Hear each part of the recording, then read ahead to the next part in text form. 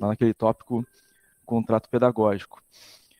E o conteúdo da aula, né, a aula 1 e 2, que a gente teve posteriormente o contrato pedagógico, também foi gravado o vídeo, ele ficou disponível para vocês lá na barra atividades, lá no tópico vídeos das aulas ao vivo. Então o vídeo da aula de hoje também está sendo gravado e depois ficará disponível para vocês ali no nosso Class, tá? No mesmo espaço lá. Slides de aula também disponibilizo para vocês, né? Fica também lá na barra atividades, lá no tópico slides das aulas ao vivo. Já está lá os slides da aula 1 e 2, e os slides da aula de hoje estarão lá também presentes para vocês, tá? Muito bem. O nosso link da aula ao vivo a gente sempre posta, né, uns minutinhos antes das 9, e até 9h05 a gente sempre aguarda, né, o pessoal conectar. Então vamos dando início, e no início a gente sempre relembra o nosso calendário, né, justamente para ninguém esquecer aí do processo avaliativo, embora alguns esqueçam, né, mas a gente relembra sempre. Então na sexta passada, dia 17/9, a gente teve o conteúdo da aula 1 e 2. Hoje, seguimos com o conteúdo para a aula 3 e 4. Na aula 1 e 2, a gente teve aqueles norteadores estratégicos, né? Conceito de negócio, aquela divisão de planejamento estratégico, tático operacional, missão, visão, valores. Inclusive, depois, né, do conteúdo, teve exercício para vocês fazerem, né? Que era o exercício 1 e 2, construindo o negócio, etapa 1 e 2, que é justamente esses aspectos da aula 1 e 2, né? Hoje, na aula 3 e 4, a gente vai ter a parte de análise ambiental, né? Vamos trabalhar bastante esse assunto. Depois a gente faz aquele nosso intervalo de 15 minutos, volta do intervalo chamada e depois vai ter um exercício para vocês fazerem para complementar, né? Vamos fazer a etapa 3, né, de análise ambiental, considerando aquela ideia que vocês já começaram na etapa 1 e 2, né? Criaram um conceito de negócio, toda a parte estratégica, né? Já pensaram o que é o produto, agora a gente vai fazer uma análise ambiental. Claro que primeiro a gente vai ver esse conteúdo, né? Depois, lá no dia 1/10, a gente tem o finalzinho dessa disciplina em conteúdo, né, que é a aula 5 e 6. A gente vai ver lá a ferramenta Smart, o plano de ação, e aí seria a nossa etapa 4, né, do exercício Criando um Negócio, tá? Correspondente a este conteúdo da disciplina, né, da aula 1 a 6, vocês têm 2 avaliativas no Moodle para fazer, tá? A avaliativa 1, que já abriu dia 13 e está disponível até o dia 4 de outubro, às 23h59, vale 2 pontos, né?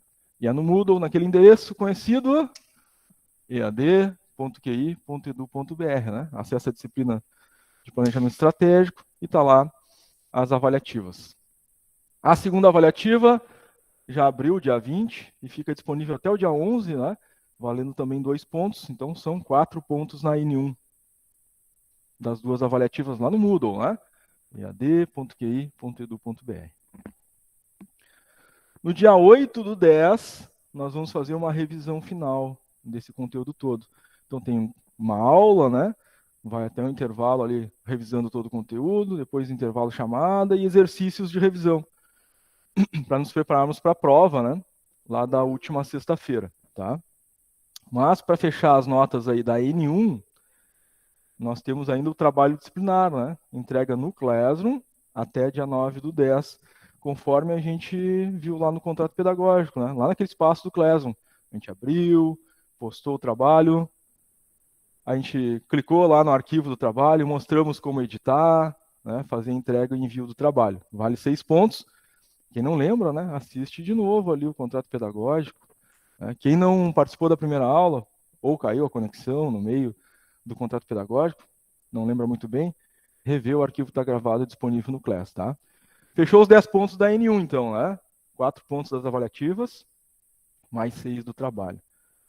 No último dia, tem a prova, dia 15/10. A avaliação final na N2, vale 10 pontos. É lá no Moodle, ead.qi.edu.br. Lá naquele espaço onde a gente mostrou no contrato pedagógico, né? Abaixo lá da semana 1, 2, 3 e 4, lá dentro do Moodle, aparece lá tarefa avaliativa final, a prova final da N2, que vale 10 pontos. A prova são 10 questões, aquelas já habituais que vocês conhecem, né? Em número, pelo menos, e mais 5 adicionais, que a partir de agora, né? As provas da N2 e também a substituição tem 15 questões, tá? Vale 10 pontos. Ela é no Moodle. pessoal que está online e para vocês que estão presencialmente aqui também, né? Aí tem a opção, né? Se quer vir até a escola, né? Fazer, traz o seu celular, seu note, enfim, como quiser, seus materiais, anotações, ou dá para fazer de casa mesmo, né? Média final, N1 mais N2 dividido por 2. Atingiu a média mínima 6, está aprovado. N1 mais N2 dividido por 2 ficou abaixo de 6, tem que fazer a substituição. É no Moodle, dia 30/10. Então, abaixo lá da semana 1, 2, 3 e 4 da prova final, vai aparecer só para quem ficar abaixo da média 6, tá? A prova de substituição. É digital também, é dentro do Moodle, né? A gente não usa mais material impresso. Então, não tem prova impressa para fazer, né? É sempre dentro do ambiente lá. Dia 30/10 é um sábado, às 9 da manhã, então. Tá? Somente para aqueles que ficarem abaixo da média. Então, é uma prova a menos, né? Para a gente se preocupar se a gente fica com uma boa nota aí, né? Em 1 e N2. Né? Mas, se precisar, ainda tem essa, né, essa chance aí, né? De buscar a média, tá? Acredito que está tudo tranquilo, né? Porque a gente falou sobre isso lá no contato pedagógico, mas pode ser que tenha surgido uma dúvida nova, uma pergunta nova, algo que a gente não tenha perguntado ainda. Como é que está para vocês essa questão do calendário aí? Tudo certo? Alguma dúvida? Tudo certo?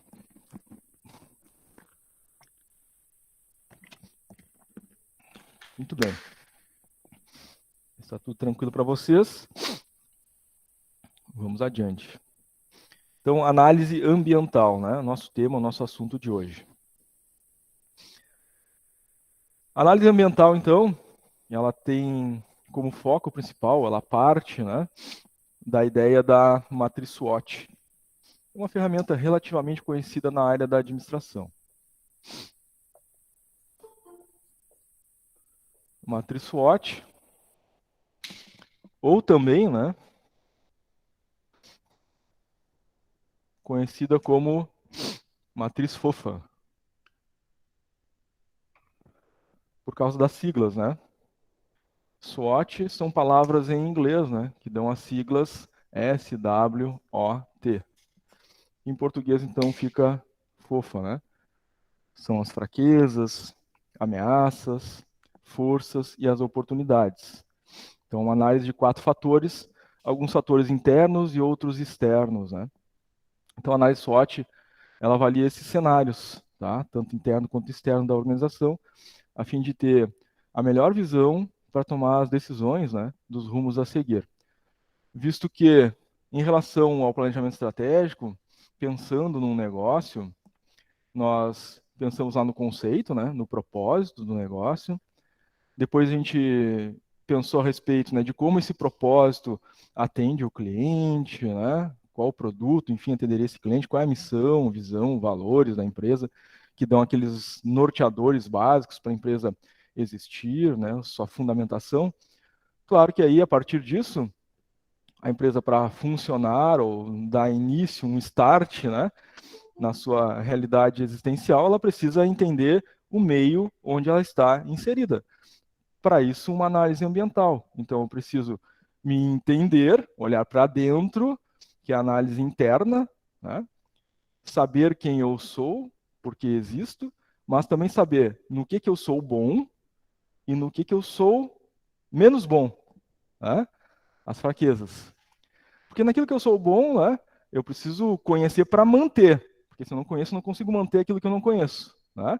Então, eu sou bom, então eu vou manter isso. As fraquezas internas são aquelas que eu preciso melhorar. Né? Então, a empresa precisa começar conhecendo esses elementos internos. E externamente, da mesma forma. Né? É preciso olhar para o meio onde ela está inserida e enxergar quais são as possibilidades, as oportunidades que ela pode ter no curto, médio e longo prazo. Da mesma forma, olhando para fora, ela tem que enxergar as ameaças, né? Para ela fazer os seus planos de contenção, de contingência, se proteger das ameaças que possam estar nesse ambiente externo, tá? Então, isso é uma análise ambiental e ela se centra, então, na análise SWOT, tá? Também chamada de matriz SWOT ou matriz FOFA, tá? Muito bem. Bom, quem está nesses ambientes, né? Então, nós temos aí o ambiente interno,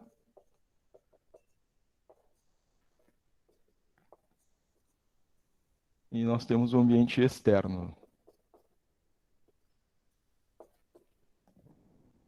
Então, no ambiente interno, tudo aquilo que é organização, ela tem gestão direta. Então, no ambiente interno, tudo aquilo que a empresa tem gestão direta. Então, todos os seus processos, fluxo de trabalho, metodologias, ferramentas de gestão, as equipes, colaboradores, departamentos, áreas, setores, como fazer, o que fazer, quando fazer, por que fazer, quanto fazer. Tudo isso é gestão interna da empresa, né? Então, os elementos aí do ambiente interno, a empresa tem gestão direta, porque todos esses elementos que a gente comentou, a empresa pode sim, né, por determinação própria, decidir modificar, alterar essas questões. Por exemplo, um determinado produto é feito em 10 etapas de produção. Isso é interno, a empresa que decide. Ah, eu quero reduzir etapas, reformular esse processo, modificar a forma de fazer esse produto, é interno, ela tem gestão direta. Então, se ela tem uma dificuldade, um problema, uma fraqueza na produção daquele produto, é ela que tem o poder de modificar isso, gestão direta dela.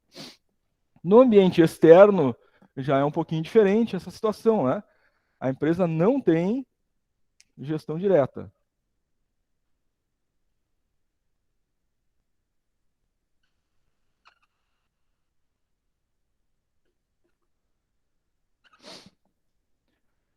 Porque não é ela que decide. Todos os elementos que estão aqui no ambiente externo, né, são outras entidades.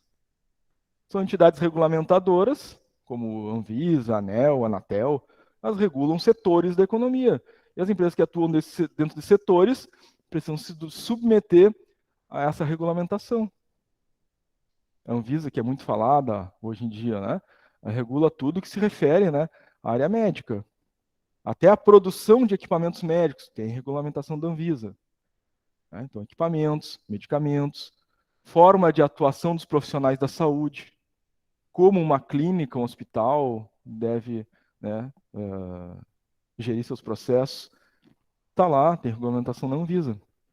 Então, toda essa área de saúde tem uma entidade regulamentadora que a empresa precisa seguir. Ela pode influenciar nisso? Não tem gestão direta. Ela tem que se submeter a isso. Não tem como fazer diferente. No ambiente externo também temos o meio ambiente, né? Então, a empresa que possa ser afetada, né, pelos elementos naturais, né, ela não tem gestão direta. Ela vai ter que tomar alguma medida para se precaver dessas situações, né? A área da agropecuária, por exemplo, acontece muita chuva, pouca chuva, seca, uma ventania, né, destrói a lavoura. Como é que fica? Não tem gestão direta, não posso influenciar no tempo, né? O governo também está no ambiente externo. Lá o Poder Legislativo faz uma reforma tributária, e nessa reforma tributária, tal setor da economia vai ter um pequeno aumento de carga tributária lá. Isso afeta a empresa. Ela tem gestão? Não, né? Não tem gestão direta. Ela pode tomar uma medida de contingência. Exemplo, no Rio Grande do Sul, o ICMS está colocado em 18%. Na Bahia, o ICMS está colocado em 14%. Isso é gestão dos governos estaduais. O que a empresa pode fazer? Ela não tem gestão direta sobre isso, não é ela quem decide o ICMS. É o governo estadual. Ela pode fazer planos de contingência. E aí quem já fez TGA vai lembrar da teoria das contingências. Quem não fez, não se preocupe, né? É uma disciplina, teoria contingencial, das teorias contingenciais. Não se preocupe que vai fazer essa disciplina. É no primeiro ciclo, né? O primeiro ciclo tem planejamento estratégico, economia e mercado, administração de marketing, administração de RH, TGA, direito e legislação, são essas 6 aí. Então, TGA, em algum momento, quem não fez vai fazer, mas lá tem a teoria das contingências. O que a teoria das contingências diz? Bom, se tu analisa um cenário e tu vê que tem problemas que acontecem comumente em horizontes de médio, até curto, né? Médio e longo prazo, sabe que pode vir a acontecer, não sabe bem o que vai acontecer, Mas sabe que é cíclico na história da humanidade alguns abalos, tanto na esfera econômica quanto na esfera ambiental. Bom, então tem que ter medidas contingenciais, planos contingenciais para precaver dessas situações. Então lá acontece a crise do coronavírus. Alguma empresa poderia ter previsto isso? Não, o coronavírus não. Mas que poderia acontecer uma crise mundial, sim, porque isso é cíclico na história, né?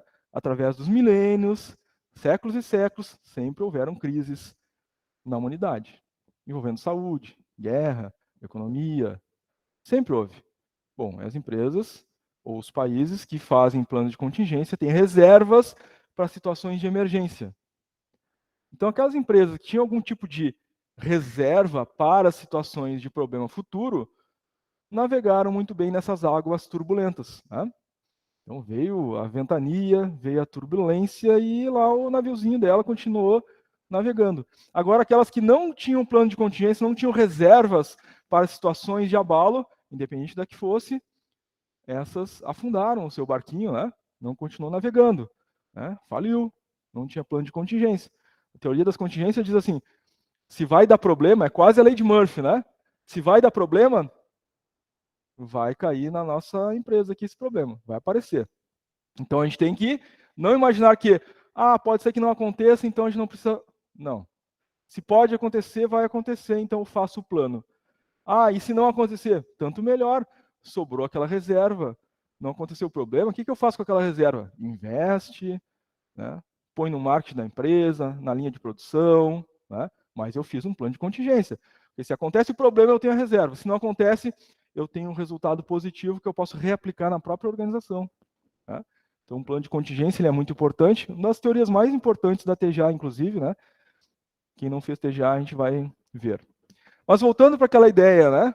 Lá da legislação estadual, que é um elemento que é externo às organizações e que ela não tem gestão, ela pode fazer algum tipo de contingenciamento? Pode. Às vezes bem drástico, né? Ela pode ter nos seus planos. Olha, dadas as situações, né, tributárias colocadas atualmente, se a situação piorar, a gente pode se deslocar fisicamente, tirar a empresa desse estado e colocar em outro estado. Então a carga tributária está complicada, a empresa está tendo dificuldades financeiras. Se continuar assim, daqui a 1, 2, 3, 4, 5 anos, a empresa vai falir. Então, plano de contingência, continua assim, no cenário futuro, no curto prazo, então, logo adiante, a gente então muda de estado. Porque um faturamento de milhões, né, a 18% de ICMS e de milhões a 14% de ICMS, dá uma diferença de 4% em milhões. Então, isso pode fazer a diferença entre a saúde financeira da empresa ou dificuldades financeiras. Então, um plano de contingência diante de uma situação como essa, né? Ela não consegue mudar o ICMS do Estado.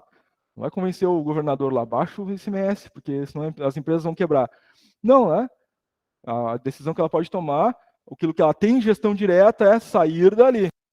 Né? Agora, mudar a tarifa de ICMS não vai conseguir, né? Tá? Então, análise ambiental, precisamos avaliar os elementos internos e externos, tá? E, claro, fazer planos de contingência para essa situação. Inclusive, lá na aula final, né, 5 e 6, da sexta-feira que vem, a gente vai ver um elemento, né, para planejamento, que é o plano 5W2H. No ambiente externo, então, nós temos diversas entidades, né, regulamentadoras, temos organismos, temos sindicatos, a comunidade, a cultura, o cliente, o meio ambiente, a mídia. A mídia é importante? É. Ela influencia a opinião pública? Influencia. Então, para mim é importante também, né, ter uma boa relação com a mídia. Né? Ainda mais as mídias digitais hoje em dia. Né? A cultura do cancelamento. As empresas estão atentas a isso, né? Então, porque isso afeta o público.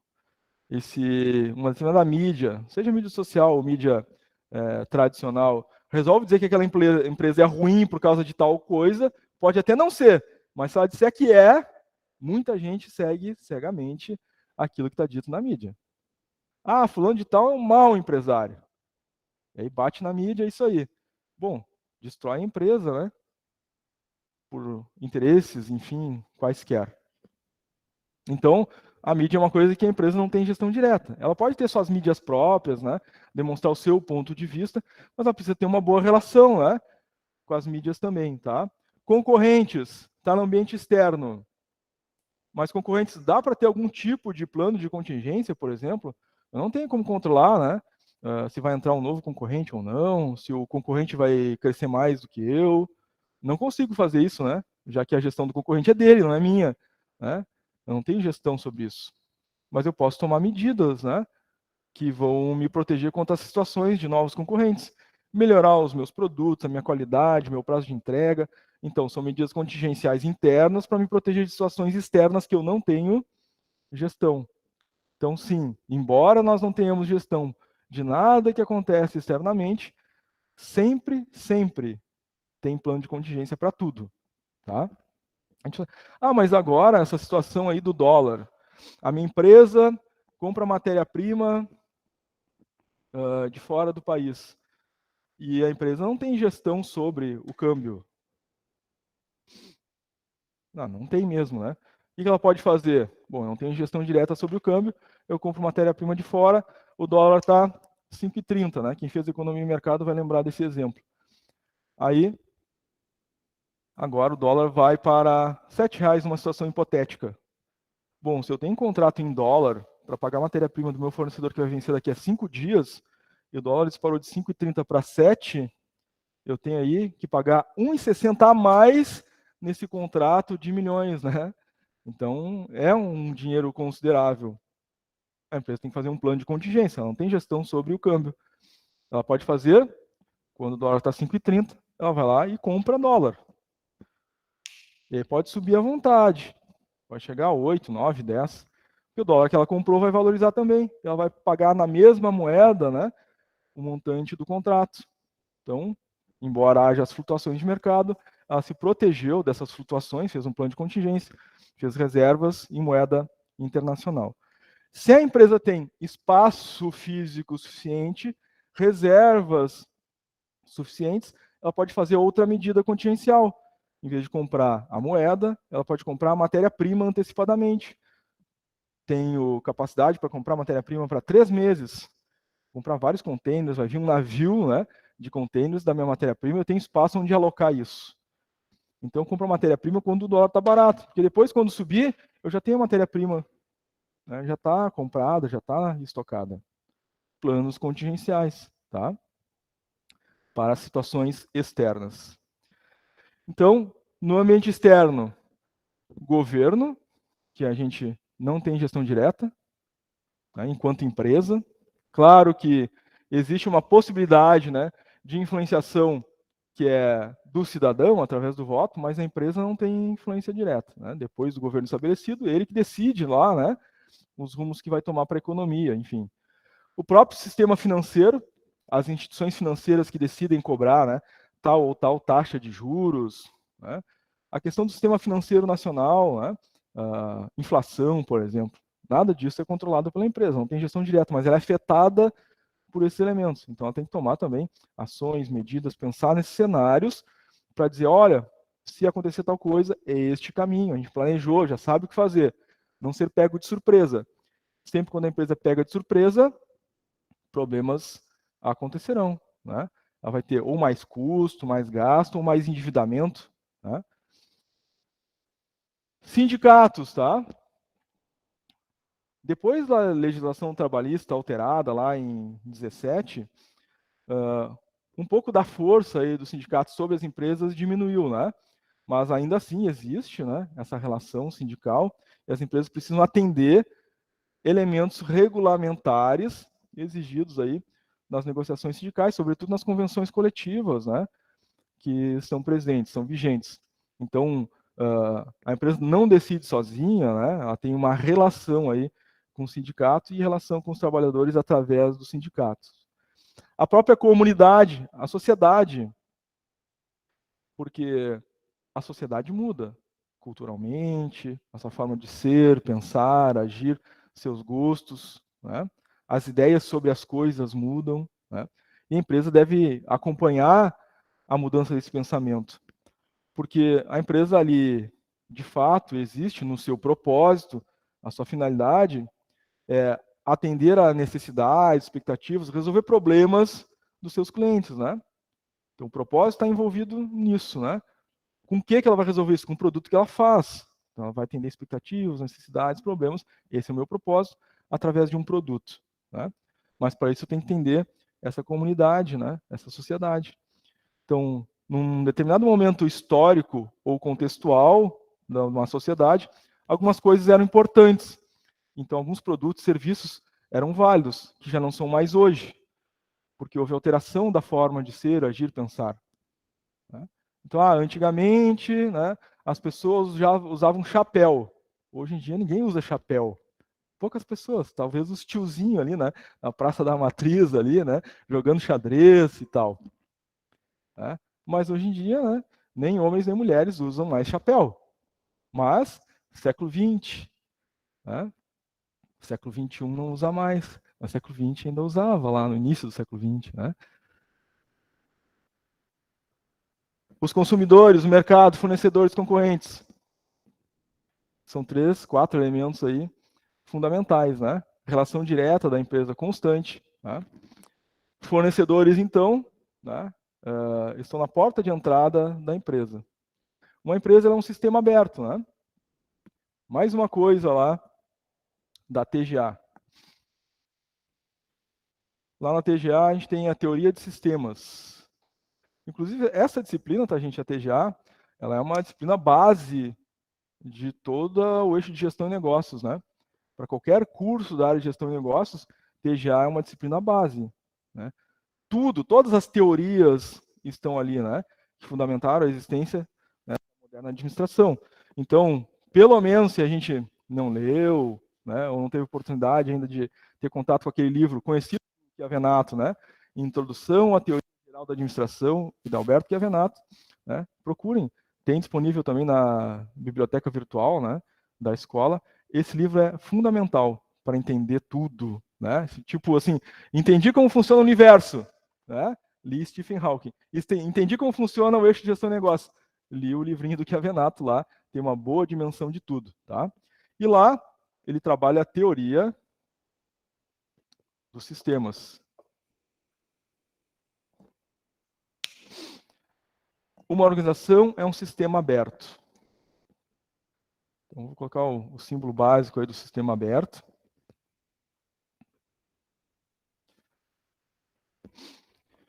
E a administração ela serve muitas vezes de teorias de outras áreas. Essa teoria de sistema aberto vem lá da biologia, né? Von Bertalanffy, né? Foi lá, estudou a biologia e viu que as células funcionam como um sistema aberto. O sistema biológico funciona como um sistema aberto. Isso adentrou em outras áreas, né, das ciências, inclusive compreendendo que tudo no universo é sistema aberto. Porque o outro tipo possível, que seria o sistema fechado, ele existe só em teoria, né? Na prática ele não é possível. O sistema aberto, ele só pode existir porque ele faz troca com o meio. Então ele tem uma entrada, ele tem uma saída, ele tem uma realimentação chamada de feedback, ele tem um processamento. É um funcionamento de uma célula ou de qualquer corpo biológico, né, fisiológico, ou de qualquer, enfim, elemento universal. Tem entrada, processamento e saída. A célula recebe vitaminas, sais minerais, processa, devolve energia, né? A empresa, na entrada, tem um dos elementos que a gente viu ali, fornecedores. Matéria-prima, dados, informações.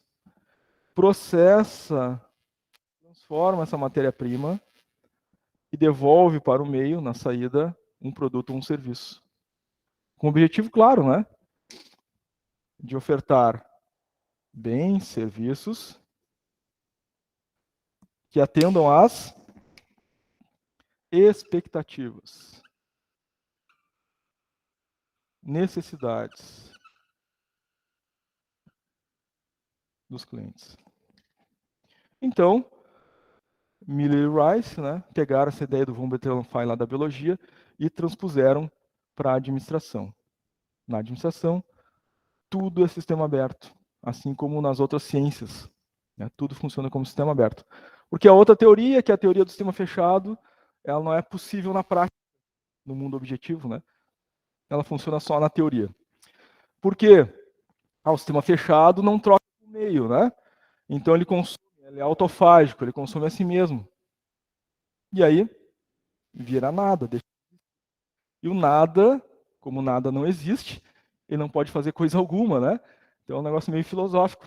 Então teoria, né, de sistema fechado existe só na teoria, na prática não se verifica. A administração, todas as empresas são sistemas abertos. Fornecedores é um elemento que está na entrada de sistema aberto. Na saída, a gente gera os bens e serviços que atendem às expectativas dos clientes, né? Então, essas necessidades e expectativas são atendidas ou não? Eu tenho feedback. Cliente, pós-venda, o produto tem um determinado problema, né? Não está atendendo reclamação lá de um percentual X de clientes. Realimentação, feedback. Por que está acontecendo? Né? Vou analisar desde a entrada até a saída novamente. Bom, reclamação do cliente que o problema está acontecendo lá no produto. É na matéria-prima? Na entrada eu avalio. É no processamento? Porque aqui que faz. O processamento transforma a matéria-prima em produto. Tem desperdício de matéria-prima, as máquinas estão desreguladas, as pessoas não estão bem treinadas. É lá no processo de saída já da logística ou na expedição, né, na parte, enfim, de embalagem, transporte, que está danificando o produto, está chegando assim no cliente. Então, o feedback também é um outro elemento importante dentro, né, de um sistema aberto, né? O corpo humano é um sistema biológico, né? Também dá feedback, né? Então, entrada, comi alguma coisa, meu corpo processou, essa coisa não estava, né, no estado mais adequado para consumo, né? E gerou lá uma doença gástrica, né? E o corpo avisou de alguma forma na saída que, ó, deu uma febre ali, né? Então alguma coisa está errada, eu tenho que, né, buscar a saúde de novo. Mesma lógica no ambiente externo na hora de analisar, tá? Então, no ambiente interno, a gente precisa fazer o diagnóstico da situação da empresa, analisando o quê? Forças e fraquezas, tá? Então, uma coisa importante é que, quando a gente analisa o ambiente interno, tá? Que é aquele que a empresa tem gestão direta, os termos de análise são forças e fraquezas.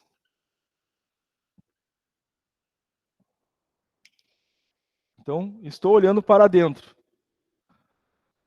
Estou avaliando a empresa. Dentro da empresa, pessoas, sistema, processo, produto, instruções de trabalho, procedimentos, fluxogramas, organogramas, política da empresa, os níveis estratégicos, missão, visão, valor, tudo. Eu vou olhar no que eu sou bom, forças, e quais são as minhas fraquezas, aquilo que eu preciso melhorar. Tá? Eu preciso fazer essa análise, esse diagnóstico, de uma forma detalhada, porque isso é muito importante, né? Porque se deixar passar alguma fraqueza, ela pode sim, né, ser um problema lá na frente a ser enfrentado, né? Então foi identificado agora, mais adiante ele pode se tornar maior, né? E o buraquinho que estava no caminho se tornou uma cratera, né? Que eu vou cair dentro dela.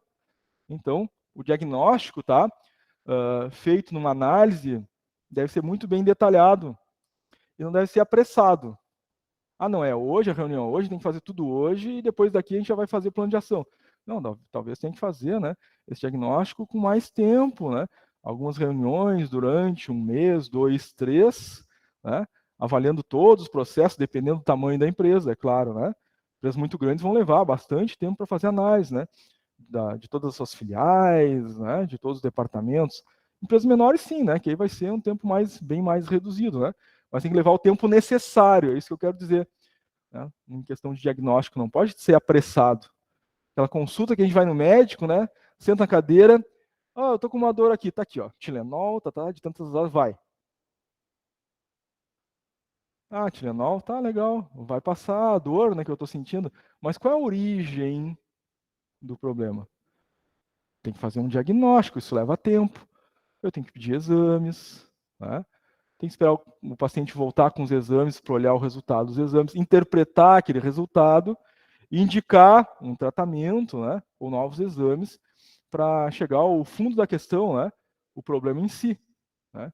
Então é sempre uma relação, quando a gente fala de diagnóstico, de aprofundamento, né, dos efeitos para chegar nas causas, tá? Então, diagnóstico mesmo, de verdade, ele vai dos efeitos remontar as causas. Se a gente ficar tratando só efeito, isso não é diagnóstico. O problema vai continuar acontecendo, porque o problema está na causa. O efeito é o resultado da origem que é a causa. É que nem a história do ir no médico, o médico dá Tilenol, vai tratar a febre. Mas qual é a causa da febre? Pode ser uma infecção na garganta, uma infecção intestinal, pode ser Covid, né? Pode ser mal de amor da febre também, né? O pessoal sofre de amor da febre. É fundo emocional, né? Isso, a psicologia explica. É verdade. Pode ser várias causas, inclusive causas psicológicas, né? A origem da febre. Mas se eu ficar dando Tilenol, né? Estou tratando só o efeito. E isso pode piorar. Se é psicológico, pode aprofundar para uma depressão. Se é fisiológico, pode aprofundar aquela doença, né? Fisiológica. Na empresa, se eu trato só o efeito, o meu estoque está lotado de matéria-prima, não tem espaço aqui para botar mais nada, então vou abrir mais uma sala e colocar mais material naquela outra sala. Estou tratando um efeito, né? Que é a falta de espaço. Mas qual é a causa dessa falta de espaço? Se eu parar para pensar bem, daqui a pouco eu estou com 10 salas do material de estoque. Mas por que tem tanto estoque? Qual é a causa? Não está vendendo? Não está vendendo? E como é que está lá no balanço lá? Como é que está no DRE o hobby? Mas não está entrando venda, não tem dinheiro lá para cumprir as obrigações com terceiros lá no passivo circulante. Quem não fez contabilidade gerencial vai fazer, né? Não esquenta a cabeça com isso, né? Mas é assim que analisa. Estoque cheio, não tem venda, não tem hobby, não tem dinheiro para pagar os fornecedores, e a empresa está lá, né, no financeiro, discutindo que não tem dinheiro para pagar fornecedores, o estoque está cheio. Tá? Então, o problema não é aumentar o espaço do estoque, né? O problema está lá no financeiro. Mas o que o financeiro vai fazer? O financeiro inventa dinheiro? Não, né? Então eu identifiquei lá no financeiro, né, um efeito inicial. O efeito secundário era lá no estoque. Ainda é efeito lá no financeiro. Mas qual é a causa de não ter aquele recurso financeiro para fazer as obrigações com terceiros? Está nas vendas. A gente não está vendendo. Porque se eu vender, eu tenho dinheiro, né, para pagar os fornecedores. E se eu vender, esvazio o estoque. Eu não vou ficar abrindo sala para botar mais material em estoque. Muito bem. Tá, mas não está vendendo. É o treinamento dos vendedores que não está adequado? É o produto que não atende às expectativas e necessidades dos clientes e por isso não está vendendo? E a gente tem que mudar o nosso projeto de desenvolvimento, lançar um produto que seja de acordo com a necessidade do cliente? Bom, aí a gente vai chegar na causa. Tá? Então, o ambiente interno analisa as forças e fraquezas e principalmente as fraquezas. Porque um probleminha, vou aumentar mais uma sala, botar mais estoque, né? Estou tratando efeito. É um buraquinho. Mas daqui a pouco, né, não tem dinheiro para pagar fornecedor. Virou uma cratera. Tá? Então, as fraquezas, principalmente, tá? As forças no ambiente interno são muito importantes serem analisadas. Porque das forças é que eu vou aproveitar, né, naquilo que eu sou bom, para fortalecer a minha imagem, a minha marca, a minha relação com os clientes. Tá? Se eu tenho um bom prazo de entrega, isso é uma força. Então, tem que usar isso no meu marketing. Tá? Tem que estar isso presente no meu site, né? Constantemente demonstrando isso. Olha, eu tenho melhor prazo de entrega das empresas da minha área. Tem empresa oferecendo 10, 15 dias, eu entrego em 24 horas. É uma força excelente da empresa. Ela tem que usar isso. Ela tem que conhecer para poder usar. Se ela não sabe, né? A gente entrega em 24 horas. Eu nem sei como é que é os concorrentes, eu só sei que eu entrego em 24 horas. Então, nem sei se isso é uma força, né? Se eu sei, eu vou usar. Então, analisar no ambiente interno as forças também é muito relevante, muito importante, mas, né, em primeiro grau, primeiro as fraquezas, né? Para não fazer com que esse problema se torne gigante. No ambiente interno, então, a gente tem alguns aspectos a serem analisados, tá? Os próprios aspectos organizacionais, a forma pela qual, né, a empresa se organiza, a abrangência dos processos, que é o método, a forma de fazer, o passo a passo de fazer o produto, de prestar o serviço, os níveis de controle e avaliação, feedback, né, que a gente tinha feito aqui, o desenho do sistema aberto, é importante. Então, eu tenho que ter uma meta ou metas, porque quem tem meta faz gestão, né?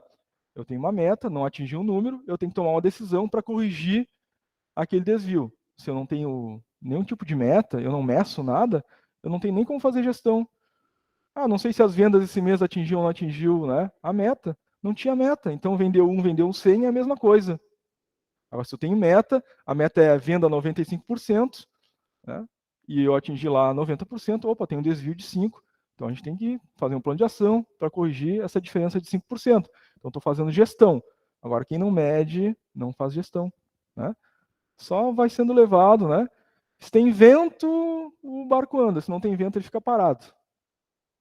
Né? Critérios de avaliação, tem que se estabelecer, né? Critérios, e a gente vai ver isso no modelo racional de tomada de decisão depois. E, claro, né? Forma de obter as informações. Como a gente vai fazer para obter as informações? Porque obtendo as informações, a gente está medindo, a gente está coletando dados, né? Para chegar, então, à tomada das decisões. E a gente vai ver cada um desses aspectos agora.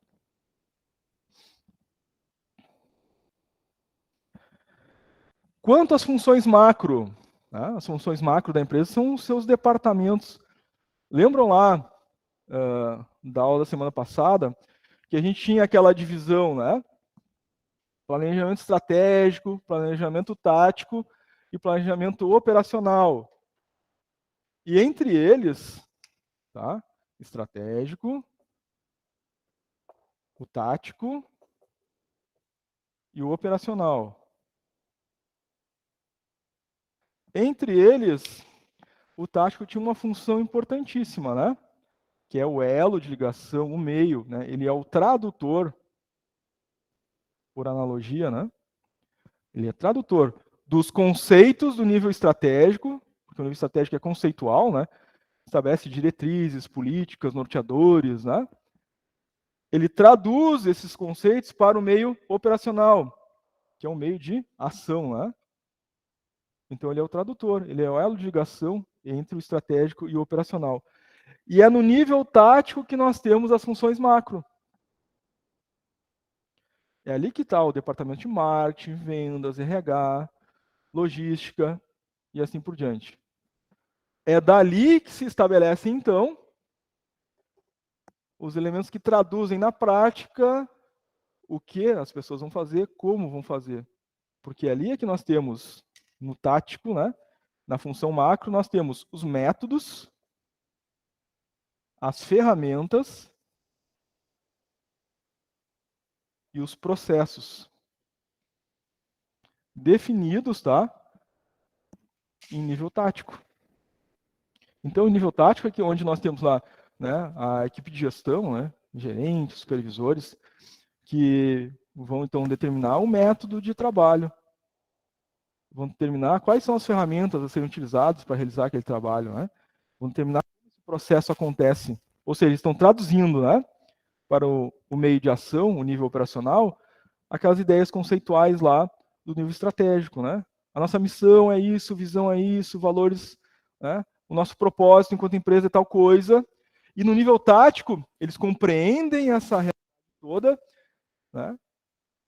Entendem o propósito e, através de meios de gestão, traduzem para o pessoal da ação, né? Então, como é que vai ser o processo de vendas na ação, departamento de vendas? Bom, entendendo que a gente tem como valores, por exemplo, uma relação ética, de confiança com os clientes, eu traduzo isso no processo para os vendedores ter esses valores lá na hora de fazer o processo de venda e a relação com o cliente. Isso é gestão no nível tático, tá? Então, essas são as nossas funções macro e elas têm essa importância. A gente pode dizer que, se não houvesse, né, o nível estratégico, né, o nível tático, né, seria o principal, né? Se não houvesse estratégico, o tático seria o principal, porque ele dá o norte, né? É ele que, né, dá o caminho a seguir. Né? Aquela ideia de alguém que está no meio da floresta, né, e tem uma clareira e tem uma trilha, né? Tem uma indicação do caminho a seguir, no nível tático. Agora, se não tivesse o nível tático, né, a gente teria o conceito, a vontade de fazer, mas sem os meios, sem os métodos, sem as ferramentas. Né? Está na floresta, não tem clareira e não tem trilha para seguir. Então, essa é a importância, né, nessa analogia do nível tático. Tá? E, em geral, né, é onde nós estamos inseridos nas empresas onde a gente trabalha, né? Em algum nível tático. Né? Ou no nível de gestão ou no nível operacional, mas a gente está dentro do nível tático. Então, quanto aos aspectos organizacionais, tá? Estrutura organizacional. Isso é uma análise e tem gestão direta da organização. Como essa empresa vai se organizar ali, tá? Como ela vai organizar a sua estrutura? Um elemento básico que determina visualmente a estrutura da organização é o... Quem é que lembra aí o nome? Vou fazer o desenho aqui, vocês vão lembrar disso. O que é isso aqui que eu estou desenhando? Não sou muito bom em desenho, né? Mas fazer quadradinho eu sei. Vamos melhorar um pouco então. Ó, vou colocar mais um nível aqui. Hã? Organograma. No aspecto organizacional, né? Analisar internamente é, por exemplo, né? Estruturar a empresa em departamentos, áreas, setores. Nós temos, como a gente já sabe, né? No mínimo 3 níveis, né? Organizacionais. Primeiro nível é o nível estratégico, onde está ali, né? O presidente da empresa, o CEO, presidente ou o diretor-geral da empresa. Em segundo nível, nós temos as diretorias, né? Diretorias ou departamentos, diretoria de marketing ou departamento de marketing, diretoria administrativa ou departamento administrativo, e nível tático, né? Que a gente viu. Em último nível, terceiro nível, o operacional, né? Onde nós temos as equipes, né? Tem lá o pessoal da produção, né? Tem o pessoal das vendas, tem o pessoal do comercial, as equipes. Então, essa estrutura organizacional, como ela vai estar organizada, é gestão direta, ambiente interno, né? E a empresa precisa analisar se essa organização, se esse modelo, essa distribuição, isso aqui está adequado, isso é uma força para a empresa, está devidamente, né, organizado, a gente pode melhorar, né, essa organização, a divisão de departamentos, setores, quem responde a quem, o nível de liderança. Isso está dentro da estrutura organizacional, né? Claro que o sistema de troca de informações, né? Existe uma lógica aqui, né? De ciclo de informações que vão de nível para nível. Como é que essas informações transcorrem? Quais os mecanismos, ferramentas de comunicação utilizados pela empresa? Eles são efetivos? A comunicação flui tranquilamente? Todo mundo se entende? Capacitação, atitude e comportamento da alta direção e, claro, né, capacitação e habilidade dos empregados. E a gente chega num outro elemento importante, é importante para todos, né, mas mais importante ainda para quem vai no segundo ciclo fazer o RH, né, que é aquela famosa sigla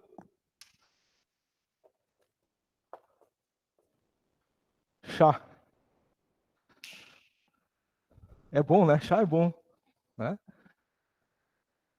Está no ambiente interno e a empresa precisa, né, considerar o desenvolvimento das lideranças, chefias, gestores, dos colaboradores como um todo em relação a conhecimento, habilidade e atitude, comportamento. Conhecimento, habilidade e atitude. Por que que isso é tão importante? Está na análise do ambiente interno e a empresa tem gestão direta. Porque uma empresa são pessoas. Quem faz o resultado, então? As pessoas. Então, é óbvio, claro e certo que eu tenho que investir nas pessoas, no conhecimento, no desenvolvimento das habilidades, no desenvolvimento das atitudes, dos comportamentos dessas pessoas. Porque são as pessoas que fazem resultado. A empresa não é o prédio, não é a cadeira, não é a máquina, não é o sistema, não é estoque. Isso são coisas usadas pelas pessoas para fazer o resultado. Então, é claro, se eu investir nas pessoas, eu melhoro o meu resultado. Isso é estratégico. Isso está no ambiente interno. Isso é gestão da empresa. É ela que decide se vai investir ou não, o quanto vai investir nas pessoas. Se tem clareza disso, bom, eu vou me programar para fazer esse processo de investimento. Vai ter treinamentos, eu vou ter linhas, né, de recursos para, inclusive, fomentar o estudo da equipe, né? Vou financiar daqui a pouco, né, um curso técnico, né, um percentual por desempenho, mas vou dar, né, um valor lá para alguns funcionários para graduação, porque eu estou investindo no conhecimento das pessoas. Pessoas mais qualificadas, mais resultados. Eu vou investir nas habilidades, vou fazer treinamento para as pessoas de como fazer melhor o trabalho delas. Pessoas, mais resultado. Eu vou fazer treinamentos e desenvolvimentos comportamentais, porque não é só o intelecto que interessa. Interessa também o desenvolvimento emocional, afetivo, psicológico do contexto humano. Que uma pessoa não é só, né, racional, ela é afetiva também. Na verdade, né, todas as nossas relações, né, se baseiam na afetividade do meu colaborador na empresa com o meu cliente. Pessoa, colaborador, pessoa, cliente. É uma relação entre pessoas de confiança. Confiança em último nível é afetividade. Todo relacionamento é afetividade. Entre os colaboradores na empresa também é. Às vezes mais, às vezes menos, mas sempre tem um nível de afetividade. Mesmo que diga assim, não, aqui é um relacionamento profissional.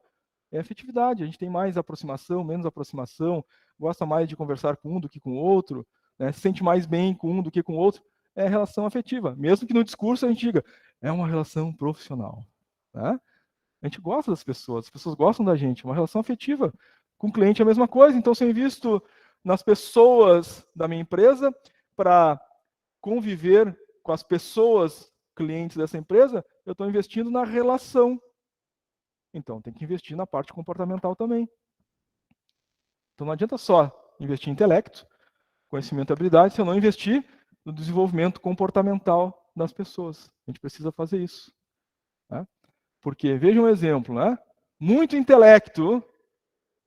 Eu estudo, né, em nível atômico o funcionamento, né, dos elétrons, prótons, né, e vou lá e faço, né, descubro um elemento químico e faço a bomba atômica e jogo ela, né, nas populações por aí, porque o desenvolvimento emocional é muito baixo, né? Agora, se eu tenho um alto desenvolvimento intelectual e um alto desenvolvimento emocional, eu uso esse conhecimento, né, para fazer, por exemplo, equipamentos médicos que salvam vidas, que usam o mesmo princípio atômico, ou para gerar energia, para auxiliar a comunidade ou a coletividade humana. Aí eu tenho alto nível emocional. Dei um exemplo drástico aqui, né? Mas reflete nas pequenas coisas do dia a dia. Tudo é relacionamento, tudo é afetividade. Então, as empresas, né, que sabem disso, vão investir muito no desenvolvimento emocional das pessoas também. Isso faz com que as pessoas se sintam bem no ambiente onde estão, né? Que a comunicação aconteça muito bem, que as pessoas se entreajudem, que haja solidariedade, tolerância entre as pessoas. Há um clima de trabalho positivo. Há mais produtividade, há mais resultado. Quando o clima é ruim, as pessoas não se sentem bem, né? Tem aquele clima da fofoca, né? Um não gosta de olhar na cara do outro, né? Eu não gosto dela. Já não, um não pede ajuda para o outro, não se ajudam, né? Isso corrói as relações e isso corrói o resultado também. Então, é estratégico o desenvolvimento e capacitação, não só das lideranças, mas das pessoas também. E claro, né? Função processo de controle de qualidade, função processo domínio do mercado consumidor. Tudo no final, né, é reflexo de uma boa análise de ambiente.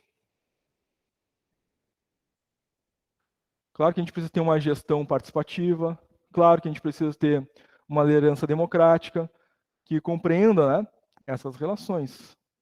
Então, na teoria, né, porque na prática nem sempre a gente vai encontrar, né, gestão, lideranças que tenham essa visão ou que estejam nesse nível de desenvolvimento. Isso demanda tempo também, né? O que não pode nos causar uma certa ansiedade, às vezes, né?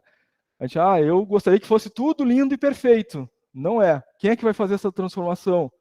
Nós. Bom, se a gente já tem esse entendimento, essa compreensão, quando estiver atuando na empresa, eu vou ter esse comportamento e, pela influência do exemplo, né, levar isso àqueles que convivem comigo ali, né? No nível de esforço, no nível de atuação que eu tenho. É no nível operacional? Perfeito, vou fazer minha parte. Mas quando eu for líder, aí eu tenho capacidade de mudar essa perspectiva. Bom, se eu trabalho na empresa, já fazem 5 anos, né? Agora tive uma oportunidade de ser líder. E a empresa não fazia desenvolvimento de pessoas. Agora eu sei disso e eu posso começar a fazer essas propostas, porque agora eu sou gestor, né? Posso ir mudando essas coisas. Tá? Quanto à abrangência dos processos, a empresa considerada como sistema, teoria dos sistemas, né? Sistema aberto, tá? Olhar para as áreas funcionais da empresa, nessa perspectiva de sistema aberto, como uma área funcional se relaciona com a outra, porque já que é sistema, então se a gente olhar para cada área funcional, cada departamento, cada setor, imagine que cada um deles é uma célula que faz parte de um organismo vivo. Bom, então se esses sistemas que recebem informações, né, e enviam informações estão conectados uns com os outros, a saúde do sistema, né, depende da saúde dessas áreas funcionais e quanto, né, ou qual a qualidade de entrega, né, uma está fazendo para a outra. Então vamos voltar aqui à ideia da teoria dos sistemas e agora, né, em vez de olhar um sistema, nós temos diversos microsistemas no universo organizacional, tá? Entrada, saída. Cada um deles. Entrada, saída, entrada, saída. Todos eles se relacionando entre si. Aí aqui eu tenho a expedição, eu tenho a produção, eu tenho a logística, eu tenho o comercial, eu tenho vendas, eu tenho o financeiro da empresa. Um se relaciona com o outro. A entrada de um é alimentada pela saída do outro. E claro, né? Eu tenho que ter essa visão de abrangência de processos, porque eu preciso cuidar da empresa como um todo, na lógica do sistema total, né? Entrada, processamento e saída, mas dentro do processamento eu tenho todas essas pequenas células, né? Visão de processo, em que eu sim vou ter que fazer gestão, né? De cada uma delas para garantir uma entrega satisfatória, né? Porque a entrega de um processo é a entrada do outro. Se o processo de produção, né, entregar para o processo de vendas, né, um produto de má qualidade, né, então saiu um produto de má qualidade na produção, entrou lá para o comercial vender. A entrada é mal qualificada, né, isso vai se refletir no restante do processo todo. tá? Então, abrangência de processos. Unidades organizacionais, grupos individuais e os indivíduos. É importante, voltando ali para aquela questão do chá, por exemplo, né, a empresa tem que cuidar do indivíduo, tem que cuidar dos grupos, a relação entre as pessoas, e essa relação não está boa. Qual pode ser uma medida que a empresa pode tomar? É gestão direta. Uma fraqueza, baixa comunicação entre as pessoas não têm uma boa relação entre elas, né? A gente sente um clima tenso entre as pessoas. O que a empresa pode fazer para melhorar a relação entre os grupos, os indivíduos? Tem um monte de coisas que dá para fazer, mas tem coisas que são bem simples, outras mais complexas. Coisa bem simples que algumas empresas fazem. Tem pouco recurso, né? Mas para dar um primeiro passo, pelo menos, eu vou eleger lá o último dia, a última sexta-feira do mês, e a gente vai ver os aniversariantes do mês e a gente vai ter uma comemoração do aniversário, né, os aniversariantes do mês. Aí, naquela última sexta-feira do mês, na última hora, né, do expediente, todo mundo para, a empresa, né, reúne o pessoal, né, compra bolo, salgadinho, refrigerante, canta parabéns, o pessoal vai comer bolo, salgadinho, tomar refri e vão ficar ali. Daqui a pouco as pessoas estão se olhando, daqui a pouco estão conversando, né? E aquela pessoa, né, de repente era mais, né, calada, está conversando com os outros colegas, aquela pessoa que de repente não gostava de um de outro, né, está ali no mesmo grupo, na mesma roda de conversa e começa a ouvir, começa a conversar. Mas será que, né, as pessoas tão legal, né? Eu que estou daqui a pouco, né, pensando errado, porque essa aproximação no momento de descontração pode gerar conexão afetiva. O mundo é de relações, as pessoas que fazem o resultado, uma melhor conexão afetiva gera melhor resultado. Né? Se a gente estar bem, né, o resultado é bom. Né? Quem vive em harmonia não quer guerra com ninguém. Né? Não é bem assim a música do Chorão, né? Mais ou menos por aí. Né? Agora, se a gente não está bem, né, a gente está em constante guerra, às vezes mental, no pensamento, né? Isso reflete nas nossas relações com os outros. Então, é gestão direta, é uma fraqueza se os grupos, os indivíduos não têm uma boa relação. A empresa tem que tomar ações. Isso é um exemplo muito simples, né? Mas tem outros, né? Desenvolvimentos de grupo, né? Tem um subsistema de RH chamado treinamento e desenvolvimento. O treinamento se relaciona às operações, às habilidades. O desenvolvimento se relaciona ao conteúdo emocional, psicológico das pessoas. E aí eu posso fazer esses desenvolvimentos, né? De grupo. Às vezes acompanhado, inclusive, né, de uma consultoria, né, de mentoria, né, ou uma equipe de psicólogos que vão pensar numa estrutura de desenvolvimento dessa equipe, vai fazer momentos de encontro e desenvolvimento, né, das equipes para fazer esses desenvolvimentos. Né? Mas eu só consigo fazer isso se eu fizer análise aí, né, e identificar na minha análise esse aspecto. Porque se não fizer análise do ambiente, não identificar isso, isso vai continuar acontecendo. E essas relações cada vez pioram, né? Isso drena as energias da equipe, né? O pessoal se sente mal. Vou levantar para ir trabalhar.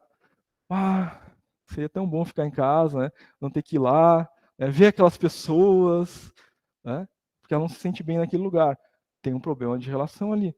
Isso já gera, né? Um aspecto, daqui a pouco a pessoa já chega atrasada, daqui a pouco, né? Psicologicamente isso afeta tanto, né? Que ela já começa a faltar, né? Não se sente bem naquele lugar. Daqui a pouco já gera rotatividade pessoal. As pessoas não param naquele lugar, né? Trabalha ali 6 meses já quer sair, né? Porque o ambiente é tóxico, né? Para usar a palavra da moda.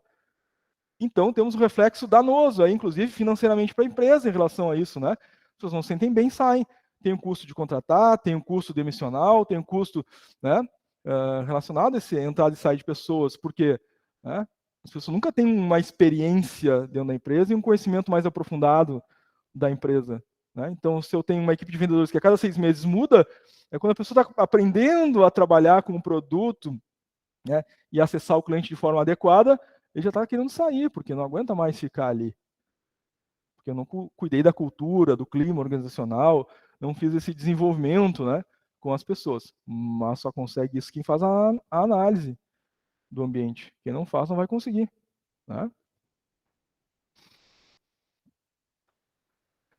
Quanto aos níveis de controle e avaliação, tá? Então, aquilo que é feito, tudo aquilo que é feito, né, nessas pequenas células, né, dentro do organismo geral da organização, deve ser sempre com eficiência, eficácia e efetividade. A empresa controla todos os processos para que isso aconteça? Bom, eu fui eficiente. Fiz tudo o que me pediram. Mas se eu fiz tudo o que me pediram e desperdicei material, eu não fui eficaz, portanto, não fui efetivo. Para ser efetivo, eu tenho que ser eficiente e eficaz. Eu tenho que fazer aquilo que me pediram com o melhor uso dos recursos. Quando eu faço aquilo que me pediram com o melhor uso dos recursos, eu sou eficaz. Então, eu tinha que fazer, a minha produção, né, dessa semana era fazer 100 cadeiras dessa aqui. Tá? É o pessoal que está online, ele não viu as cadeiras, mas é uma cadeira. Tá? Tinha que fazer 100 cadeiras dessa. Fui lá e fiz as 100 cadeiras. Fui eficiente no prazo. Mas para fazer essas 100 cadeiras, eu desperdicei matéria-prima para fazer outras 10. Estraguei material, o tampo, metal, parafuso. Estraguei, mas fiz as 100 cadeiras. Então eu fui eficiente, mas não fui. Para ser eficaz, tem que fazer as 100 cadeiras sem desperdiçar matéria-prima. Aí sim eu fui efetivo. Eu fiz o que pediram com o ideal uso dos recursos. Tá? Então, eu tenho que fazer esse controle, né? E verificar todos os processos. Então, eu falei de um processo de produção, mas serve para todos os outros processos. Né? A expedição, a logística, as finanças, as vendas, o RH, o comercial. E não só no nível tático, né? Que é aqui que a gente está dando exemplo, mas no nível estratégico também. Né? A direção da empresa, a presidência da empresa, né? É eficiente, eficaz, é efetiva? E não desperdiça os recursos da empresa também? Então tem que, né, vale para um, vale para todos na organização, porque o sistema é completo. Né? Não podemos ter políticas para o nível tático e operacional que não são praticados pelo nível estratégico, que aí o sistema vai igual entrar em desequilíbrio, né? A sinergia do sistema é quando todos os elementos trabalham, né, em equilíbrio. Senão a gente tem a chamada entropia, né, que é o contrário, né? Há um desequilíbrio no sistema e o resultado, né, não sai conforme desejado. Então, controle da eficiência, eficácia e efetividade. Quem tem metas está medindo e está verificando se essas metas estão sendo alcançadas ou não, né? Então, a meta da produtividade, da cadeira, do exemplo, a meta das vendas, a meta da logística, controlando isso, né? O nível de gasto, consumo, né? E de desperdício, para que tudo seja efetivo. A efetividade das partes, né, refletem a efetividade do todo. Se eu tiver alguma dessas células produtivas aqui, né, não sendo efetiva, fica comprometida a efetividade do todo. Se eu tenho mais de uma, mais ainda. Se todas não são efetivas, né, o todo tem um prejuízo bem maior no somatório, né, em termos de efetividade. Tá? Dúvidas, pessoal? Perguntas? Está fazendo sentido para vocês? Sim? Uma sexta-feira, está todo mundo com sono. Né?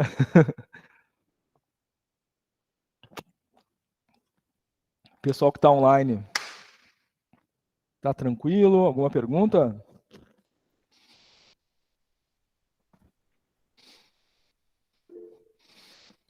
Camille colocou tranquilo no chat. Legal. Tranquilo. A Tati também.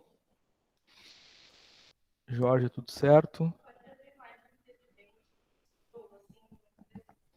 Aí a gente chamaria isso de conselho administrativo. Né? Eu não tenho um CEO, mas eu tenho um conselho administrativo que toma as decisões. Né? Aí depende da estrutura, como ela funciona. Né?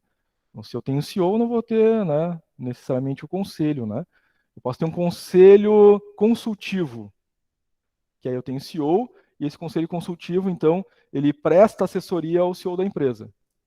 Mas se não tiver o CEO propriamente dito, eu tenho o conselho administrativo, que aí são diretores que participam desse conselho e tomam as decisões em conjunto. Aí depende da estrutura organizacional, né? Aquela ideia de qual é a melhor estrutura para a empresa, né? Ela que tem gestão para decidir se ela vai ser um conselho administrativo, se ela vai ter um CEO, ou se ela vai ter um CEO com um conselho consultivo. Né? Aí depende do que a empresa acha melhor, que traz melhor resultado, né? Tá? E nem sempre, né? É isso. Conselho consultivo, conselho administrativo, CEO. Daqui a pouco a empresa é uma empresa pequenininha, né? Ela não vai ter CEO, conselho administrativo, vai ter um gerente geral, né? E aí abaixo dele tem as outras gerências ou departamentos, né? Aí depende do tamanho da empresa também, né? Então, quanto aos critérios de avaliação, claro que a empresa tem que considerar a sua história, né? O histórico. O que aconteceu antes? Qual é a história, né? Fazer uma catarse, né? Olhar para trás, ver, né? O que já foi feito, o que deu certo, o que deu errado, né? Para não repetir o errado do passado, a gente tem que conhecer esse passado. Então a empresa precisa, né, no seu processo avaliativo, ver a história da empresa. O que a gente já tentou antes que não deu certo? O que a gente já fez que deu certo? Então eu estou coletando informações, tá? Para avaliar. Opiniões das pessoas e consultores executivos da empresa. Então, trazendo o exemplo do CEO, né, ou um gerente ou de um líder, né, se ele toma uma decisão sozinho, né, essa decisão pode ser acertada, né, mas ela é menos rica de detalhes e informações que poderiam evitar que, num determinado grau, essa decisão possa ser errada. Então, eu tenho a chance de acertar, mas tem um grau de erro aí, porque eu estou tomando a decisão sozinho. Mas se eu consultar outras pessoas, esse grau de erro pode diminuir, claro, né? Porque aí nós temos outras informações, outras contribuições, outras inteligências, né? Outras ideias. Então, se somam as criatividades, né? A capacidade de resolver problema, né? E a capacidade de interpretação da realidade com outras pessoas. Isso, né, existe quando a gente tem uma liderança democrática, uma administração participativa. Isso não vai acontecer quando a gente tem uma liderança autocrática, né? Porque aí não vai chamar a equipe para, né, trabalhar junto, não vai ter reunião com a equipe, não vou querer saber o que as pessoas pensam, não vou querer saber qual é a ideia das pessoas. O líder autocrático vai tomar a decisão sozinho, né, com aquele percentual de erro possível, porque está tomando a decisão sozinho.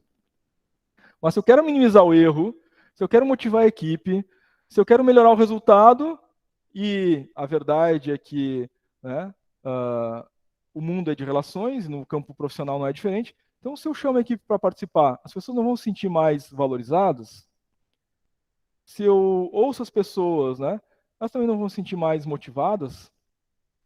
Se as pessoas dão ideias de solução e eu aproveito essas ideias de solução na empresa, isso também não é mais um fator de motivação, porque nós somos movidos por propósito, né? E se meu propósito eu tenho como princípio, né, que, puxa, né, eu quero ajudar, né, eu quero ser solidário, né, eu quero fazer as coisas irem para frente. Eu entendo a lógica de tudo e sei que o resultado depende da coletividade, então eu quero dar minha contribuição. Bom, se eu tenho um líder que entende isso, a equipe vai vir junto, né?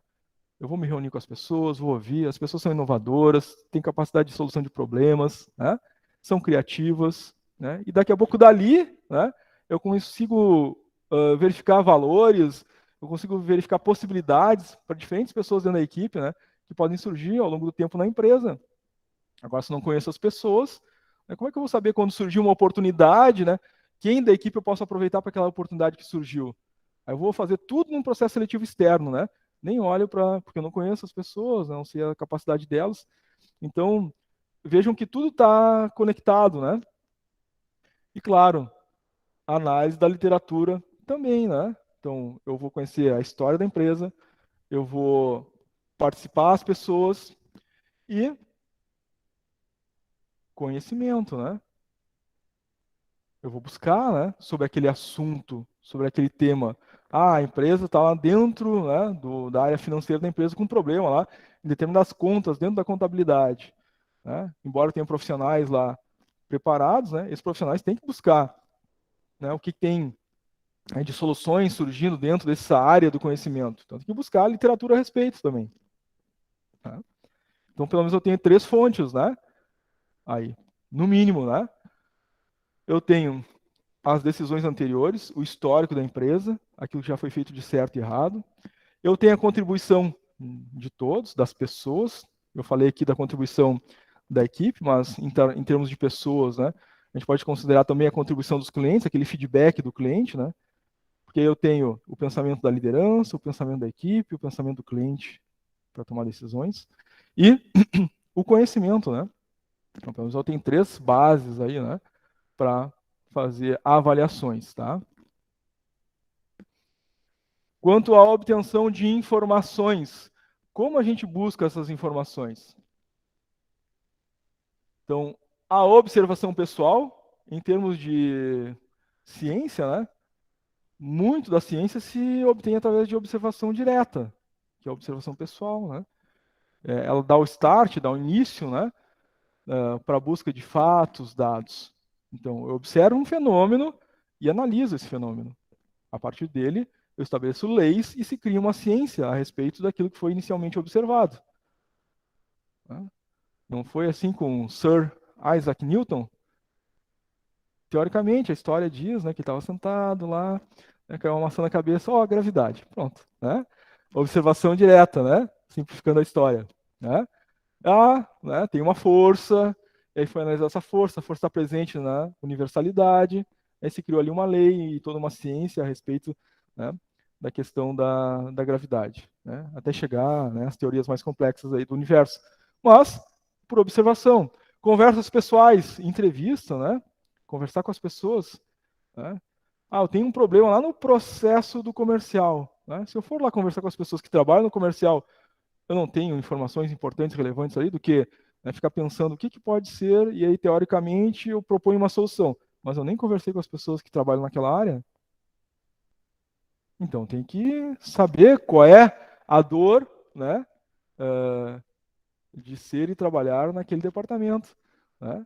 O que está acontecendo? As pessoas, no dia a dia, lidam com aquele sofrimento diário ali, né? Não, eu recebo aqui um documento, esse documento não tem todas as informações, aí demora um dia, 2, 3 para o outro departamento devolver a informação certa. Nisso o cliente já desistiu da compra. Então tem que melhorar esse processo, mas eu descobri isso porque eu fui conversar com a pessoa que trabalha lá. Né? Senão eu estou vendo lá, não está convertendo vendas. E eu estou, quem sabe a gente faz um treinamento com o pessoal de vendas, mas nem é isso. O problema é o documento lá. Mas eu descobri se era o documento com problema na comunicação com outro departamento que eu conversei. Tá? Questionários, isso serve muito, tá? Não só para fazer pesquisa com o cliente, mas de clima da empresa interno, né? A gente também pode fazer questionário interno, que é a pesquisa de clima, para saber como as pessoas se sentem no trabalho que elas fazem, na relação com a empresa, na relação com os colegas, na relação com a liderança. Então, questionários me ajudam a fazer gestão direta, né? Estou analisando o ambiente interno. A experiência e a prática, é claro, né? A experiência e a prática profissional das pessoas, porque as pessoas trazem uma história profissional também, né? Trazem experiência profissional, né? Isso é importante, deve ser considerado, né? Uma pessoa que está entrando nova na empresa não significa que ela é uma folha em branco, né? Ela carrega em si ali toda a experiência, tudo aquilo que ela já vivenciou, que ela já aprendeu naquela prática profissional, na vida profissional dela, enquanto ser humano, enfim. Isso precisa ser considerado. Fazer reuniões também para coletar informações, né? Reunião de equipe, né? Reunião com as lideranças, entre gestores, né? Só tem que evitar reunião demais, né? Senão daqui a pouco, né, vira só reunião e ninguém trabalha, né? Mas tem que ter, né, momentos específicos e reuniões objetivas, né? Não aquelas reuniões que duram 1 hora e meia, 2 horas, né? Aí, né, tudo bem. Aí sai todo mundo da reunião, né? Segue todo mundo fazendo o que já fazia antes do mesmo jeito, né? E falaram, mas não decidiram nada. A reunião tem que ser objetiva, tem que sair dali da reunião, né, com decisões, caminhos, né, ou indicativos de caminhos para seguir. Né? Então, uma reunião objetiva, né? Mais de 30 minutos uma reunião já virou, né, debate. Daqui a pouco já está todo mundo brigando na reunião para defender a sua ideia, né? Não é esse o objetivo, tá? Documentos publicados, periódicos, livros, revistas, a busca do conhecimento, né? E indicadores econômicos e financeiros. Né? Isso ajuda a empresa a obter informações, né? Lá nos indicadores econômicos e financeiros, eu vou saber se a empresa, né, tem liquidez, se é uma empresa solvente, né? Se ela tem capacidade lá no ativo suficiente para fazer frente às obrigações com terceiros lá no passivo. Então, eu preciso fazer essas análises. Tá? Quem vai fazer contabilidade no segundo ciclo vai fazer análise econômico-financeira. Quem vai fazer administração no segundo ciclo? Tem uma disciplina lá de administração financeira, vai aprender a fazer esses indicadores econômico-financeiros, né? A pessoa de RH é mais tranquilo, assim, né? Mas tem outros cálculos lá no RH, lá, né? Folha de pagamento, né? Departamento pessoal, aprofunda um pouquinho mais. Bom, então a nossa ferramenta base para análise de ambiente, seja interno ou externo, é a nossa matriz SWOT, também chamada de matriz fofa, né? Em português, por causa das siglas, tá? Veio um comentário. Kizzy levantou a mão, quer falar, Kizzy? Apareceu aqui que tu levantou a mão, não sei se tu quer fazer algum comentário.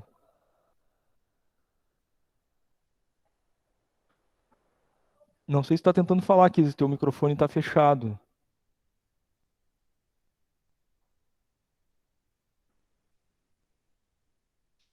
Será que foi sem querer querendo? Tá, Kizzy, está aparecendo aqui para nós que tu tá com a mão levantada, mas a gente não está te ouvindo. Se por acaso tiver com algum problema no áudio, manda pelo chat mesmo, tá? Se for alguma pergunta, alguma dúvida, certo? Vamos ver se vem um comentário da Kizzy ali. Bom, então ela também é chamada de matriz fofa por causa da sigla, né? Em português vai significar então, né? Forças e fraquezas, oportunidades e ameaças, né? Ela é muito utilizada no formato de matriz, né? Matriz ou quadro. Então nós vamos ter aqui nesse quadro, no ambiente interno, análise das forças, análise das fraquezas,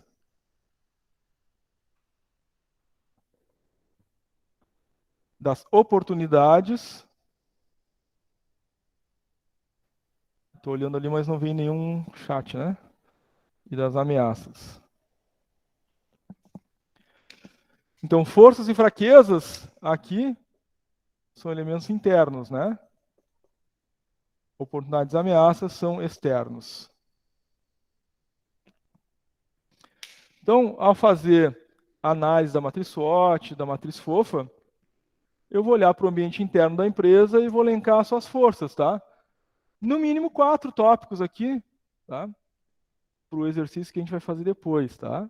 Mas a empresa pode elencar, né, um número maior ou menor, dependendo daquilo que ela tem de força e fraqueza. Mas como a ideia, né, do desenvolvimento que a gente está fazendo lá, do criando o negócio, etapa 1, 2, hoje a gente vai fazer depois a etapa 3, aí como é uma ideia hipotética, né, uma ideia de negócio hipotética, vocês podem, né, criar ali 3 forças para a empresa que vocês estão pensando, né? 3 não, 4, né? E as forças são, né, as coisas internas, naquilo que a empresa é boa, aquilo que ela faz bem, aquilo que ela é forte, aquilo que ela tem que mostrar para o mercado, né? E elencar, né? Então, uma excelente, né, equipe de vendas, é uma força, né? Isso é interno.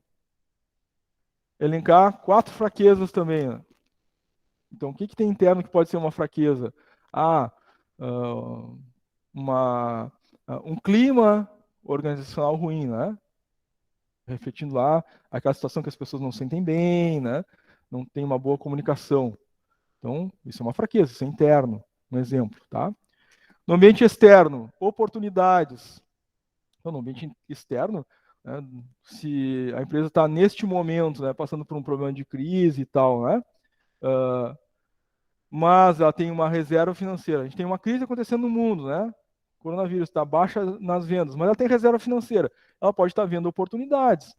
Porque eu não consigo aumentar minhas vendas, mas eu tenho reserva financeira.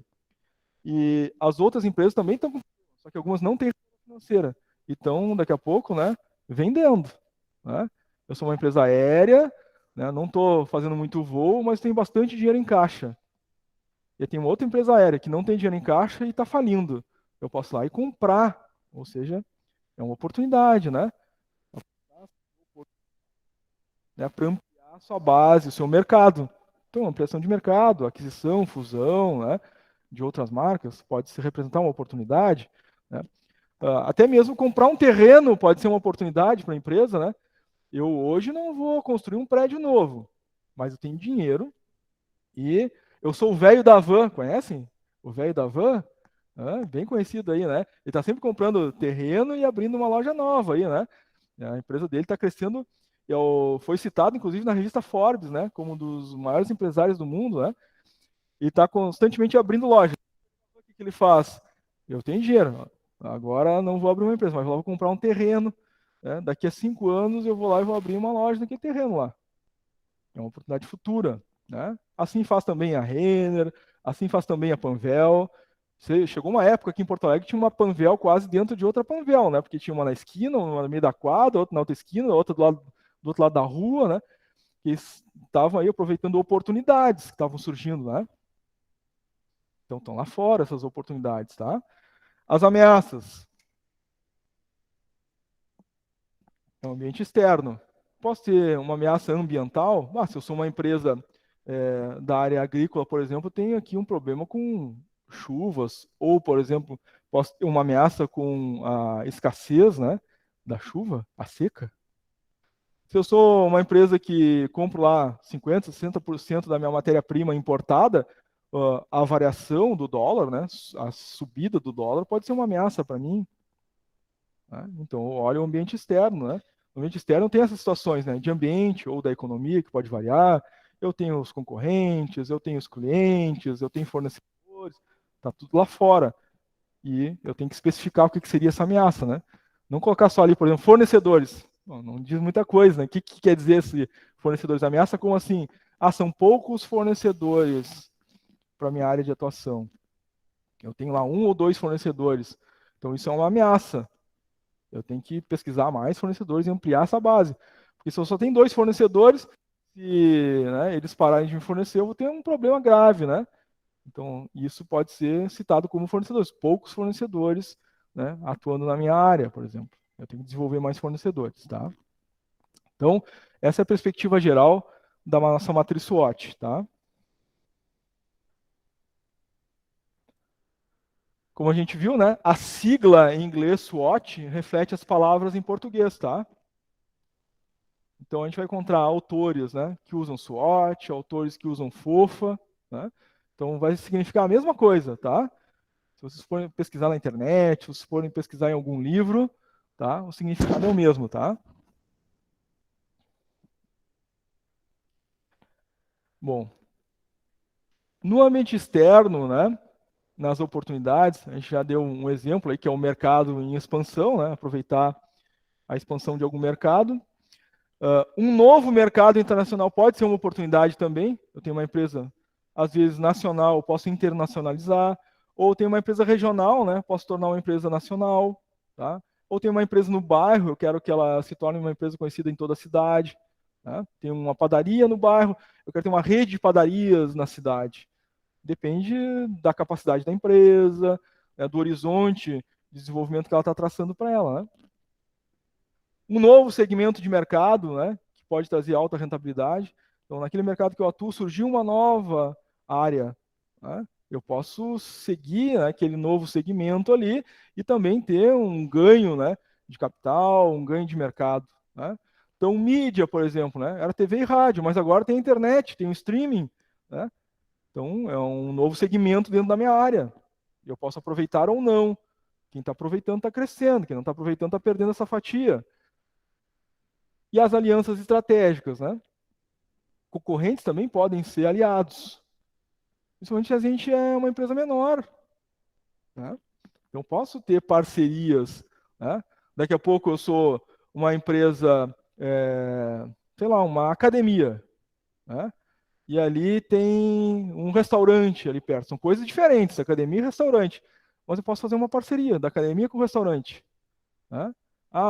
Eu dou aqui um desconto, né, para os funcionários do restaurante utilizarem a academia, numa parceria aí, porque o dono do restaurante, né, quer proporcionar, né, uma saúde física para os funcionários, mas em contrapartida, né, a academia fornecendo esse desconto, tenho lá também um desconto para os meus funcionários da academia almoçarem lá, né, no restaurante. Fiz uma aliança estratégica.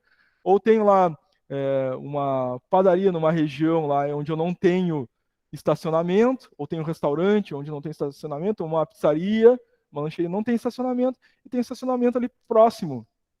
Faz uma parceria de estacionamento com o restaurante, né? E faz uma troca, uma aliança estratégica, ou seja, os dois ganham, né?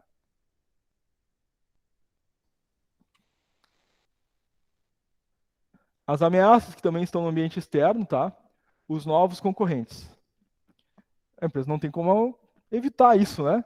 É uma coisa que eventualmente acontece na área de atuação das empresas, né? Entrada de concorrentes. O que ela pode fazer, né? Ela não tem como fazer uma gestão direta disso, ela tem que tomar medidas contingenciais. Ela está tentando um novo concorrente, né? A concorrente entra com um diferencial lá, né? Para ganhar mercado. Bom, se eu ficar, né, para trás nisso, né? Eu vou perder mercado. Então tem que, no mínimo, empatar o jogo. Né? Eu normalmente fazia entrega em 5 dias, mas entrou um concorrente que está entregando em 48 horas. Bom, vou ter que me mexer para fazer no mínimo entrega também em 48, né? Para não perder espaço. Então eu tenho que fazer contramedidas, né? Plano de contingência com relação aos concorrentes que podem vir a surgir. Né? O concorrente surgiu com um novo produto, eu também vou ter que me mexer nesse sentido, né? Guerra de preço dos produtos, que é uma outra coisa, né? Às vezes é justo, injusto, né? Mas acontece. Então, o mesmo produto pode ter um preço 50% menor. Como é que eu vou concorrer com isso? Vou ter que tomar ações, fazer contramedidas, né? E pesquisar concorrentes, ver o que o meu concorrente está fazendo, que está conseguindo fazer esse preço tão a menor, né? Formas de pagamento, crédito ao cliente, né? Então, naquela loja lá, né? Está fornecendo lá um desconto de 10% à vista, mas se o cliente, né, comprar parcelado, compra pelo preço à vista em até 15 vezes. E aqui eu estou fazendo uma política de crédito em 5. E nesse momento as pessoas têm pouco dinheiro, então se der crédito maior, a maior possibilidade de conversão de vendas do que fazer em 5 vezes. E as novas tecnologias, né? As empresas têm que estar atentas, independente do ramo, tá? Claro que empresas de tecnologia muito mais, né? Mas as empresas em geral têm que estar atentas à evolução tecnológica. Né?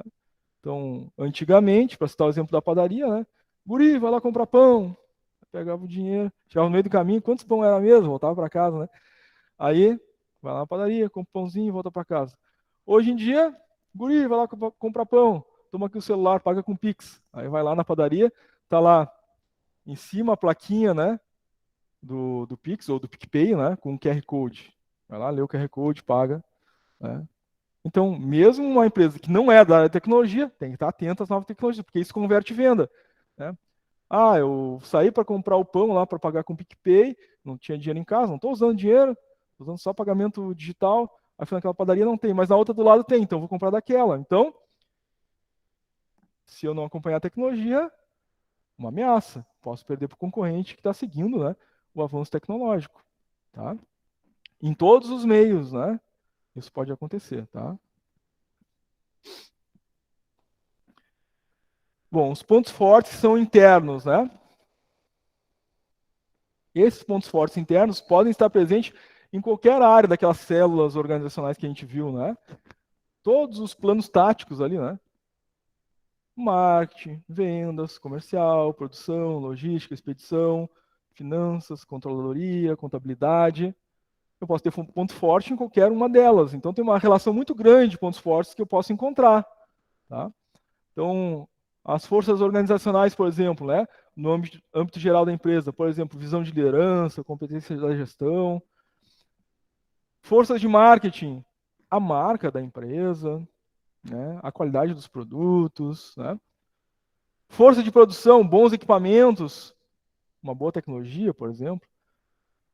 Força de vendas, a empresa tem capacidade, né, de, enfim, uh, dar prazo de pagamento, né, fazer condições, né, de compra para o cliente que pode ser, né, comprando mais de um produto, tu tem desconto de tanto no outro produto, tem uma capacidade, né, de ampliar as ofertas para os clientes. Então, isso pode ser uma força, né? Então, tem empresas que fazem isso? Tem. Eu vou ali na Paquetá, vou comprar um tênis. Se eu quiser comprar o segundo, é o mesmo preço. Aí eu vou comprar na Netshoes. Aí às vezes tem uma promoção lá, compra um, leva dois. E é mais barato que o preço de comprar um na Netshoes, na Paquetá. Bom, então a Netshoes tem uma força de vendas que a Paquetá não tem. Isso é um ponto forte a ser analisado. Por exemplo, se eu tivesse né, analisando a Netshoes, né?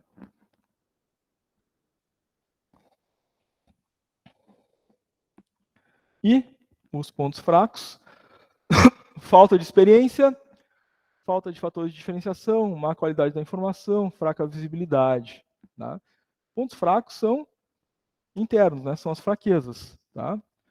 Assim como a gente tinha em todos os departamentos possibilidade de forças, nos pontos fracos também posso ter em cada departamento alguma força ou alguma fraqueza, então, né? Para poder fazer a melhoria, tá? Em geral, falta de experiência em alguma coisa, né? Ali falando de mercado, né? No âmbito geral, mas pode ser uma falta de experiência, né? Naquele processo ou naquela área de atuação. Falta de fatores de diferenciação, e as empresas precisam ser diferentes umas das outras, né? Eu tenho que ter algo diferente do meu concorrente para o cliente poder dizer assim, ó, escolhi essa por esse motivo. Tá? Má qualidade da informação ao mercado, isso pode ser um ponto fraco, né? O cliente não me conhece, né? Não compra da minha empresa porque nem sabe que eu existo. Tá? Em geral, essa má qualidade da informação está ligada, né, lá à questão do marketing, né? Então, o cliente tem que saber que eu existo. Eu tenho que estar no Instagram, no TikTok, no Facebook, qualquer rede social que tiver por aí, eu tenho que estar. Né? Tem que ter panfletagem da minha empresa. Se eu tiver mais grana, um outdoor ou um banner. A fachada da minha empresa tem que estar muito visual, visível, né? Mostrando para os clientes, aqui que eu tô, compra de mim. Se estiver tudo escondidinho, né? Eu passo na frente da empresa, nem sei que empresa é aquela ali. Nunca vi um panfleto dessa empresa, um outdoor ou um banner. Né? Não tem rede social, né? O cliente praticamente tem que adivinhar que a empresa existe para ele comprar dela. Isso reflete nas vendas, isso reflete no faturamento da empresa. Então, né, tem que ter uma boa qualidade. Então, uma má qualidade da informação ao mercado é um ponto fraco extremamente relevante, né? Você tem que resolver isso rapidamente. Né? Fraca visibilidade em função disso. Né? Quanto mais visibilidade, mais chance. Não significa garantia, né? Mas mais chance de conversão de vendas. Tá? Geralmente a empresa que faz, né, a melhor qualidade de informação ao mercado, né, e a maior visibilidade, né, é a maior chance de se tornar líder desse mercado, a maior chance de conquistar mais clientes, né, e de converter mais vendas. Então aqui um exemplo, gente, de uma análise SWOT do Circo do Soleil. Então, aqui nós temos, né, os pontos fortes e os pontos fracos, tá? As oportunidades e as ameaças, tá? Então, para citar só um de cada um, tá? Internamente, um ponto forte, tá? A temática, né, do Circo do Soleil, né? Totalmente diferenciada dos outros circos, né? Agora, um ponto fraco que ela precisa eliminar, né? A questão dos astros circenses, né? Então, ter um astro, né? Ou dois ou três, né? Todos têm que ser astros, né? Essa é a perspectiva da ideia. Externamente, tá? Uma oportunidade, tá? Picadeiro único, né? Para melhorar a questão dos custos lá deles. E uma ameaça, tá? Para reduzir vibrações, perigos que possam existir ali, né? Porque estão lidando, né? Com, às vezes, atividades perigosas, né? Pessoas que estão suspensas, né? Fazendo aquelas acrobacias dentro do circo, então isso leva a um certo nível de perigo, né?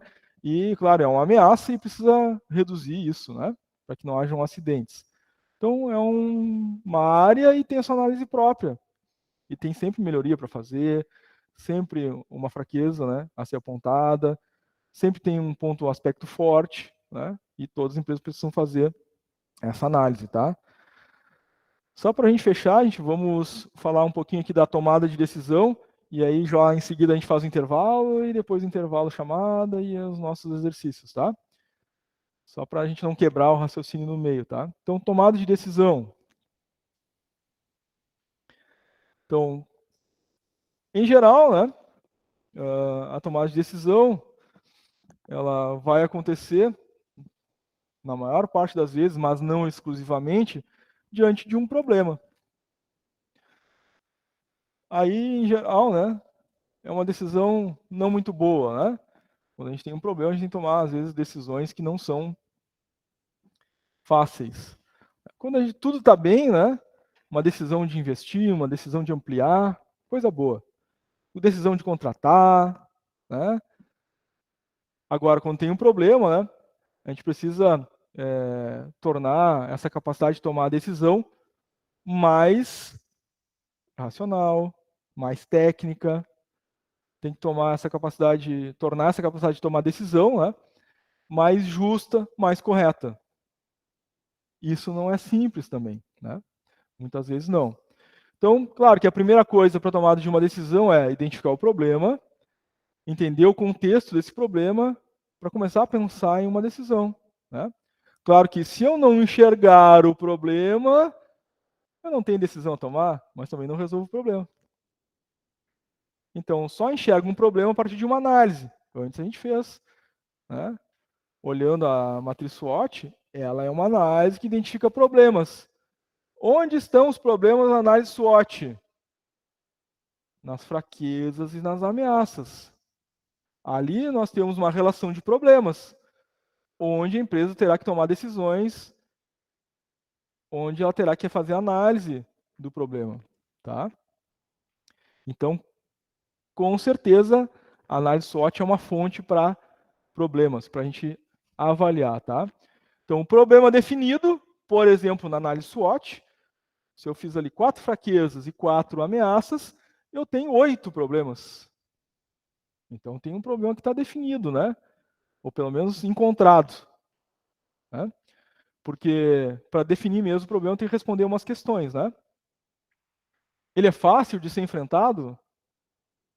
Aquele problema, aquela ameaça, aquela fraqueza que eu relacionei ali na matriz SWOT. O problema pode ser resolvido sozinho. Eu não vou precisar fazer um investimento, fazer reunião com equipes, né? Aquele problema é se ele finaliza em si mesmo, do tipo, um cliente utilizou mal o produto, danificou o produto e ligou para a empresa reclamando, né? Olha, o produto aqui, né? Eu tento ligar, ele não liga. É um problema para todos os clientes? Não, então ele vai se resolver sozinho com aquele cliente, né? Conversando com o cliente. O senhor ligou o equipamento? Liguei aqui na minha tomada. Qual é a tensão dessa tomada? Minha tomada aqui é 220. O senhor pode olhar, por exemplo, na etiqueta do equipamento aí, qual é a tensão? O equipamento é 127. Então foi isso, senhor. O senhor ligou o equipamento, comprou 127, ligou na tomada 220, por isso que não está ligando mais, ele queimou. É um problema específico daquele cliente, está resolvido ali em si mesmo. Tá? Se a empresa vai, né, enfim, né, ser mais amigável com o cliente, dar uma chance para ele, né, trocar o equipamento, oferecer um outro pela metade do preço, dizer para o cliente, olha, infelizmente não tem que fazer, né, o custo é com o senhor.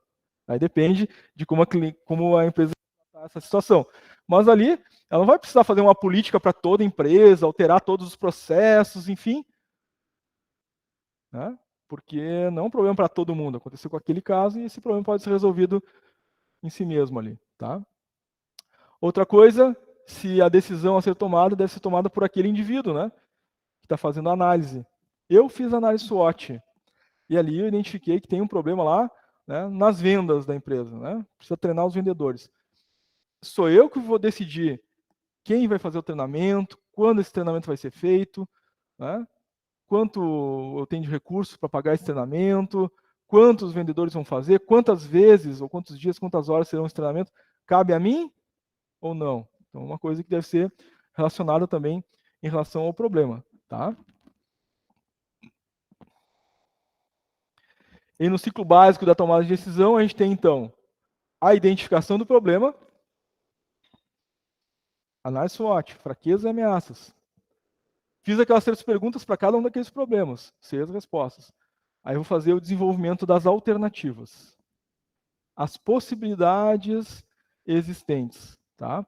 Para cada um dos problemas, eu posso ter várias alternativas de decisão ou de solução. Um dos exemplos, talvez alguns de vocês já tenham visto isso aqui. Alguém conhece? A gente come na Sexta-feira Santa, é um peixe. Ela também chamada, né, de diagrama de espinha de peixe, por causa da característica, né? Mas o nome correto é diagrama de Ishikawa. Foi criado pelo Kaoru Ishikawa, um engenheiro japonês, que criou também o 5S, tá? O programa 5S. E esse diagrama, o diagrama de Ishikawa ou diagrama de espinha de peixe, é um diagrama de causa e efeito. Nós temos aqui o efeito, que é o problema identificado. Então, o meu efeito é o problema. E as causas são relacionadas aqui na chamada espinha de peixe, tá? Então, eu vou ter fatores, critérios, mão de obra, meio ambiente, né? Material. Eu vou ter aqui 6 fatores relacionados, onde eu vou buscar as possíveis causas, né? Ou seja, possíveis alternativas que estão causando este problema aqui. Então, estou usando uma ferramenta aqui de gestão.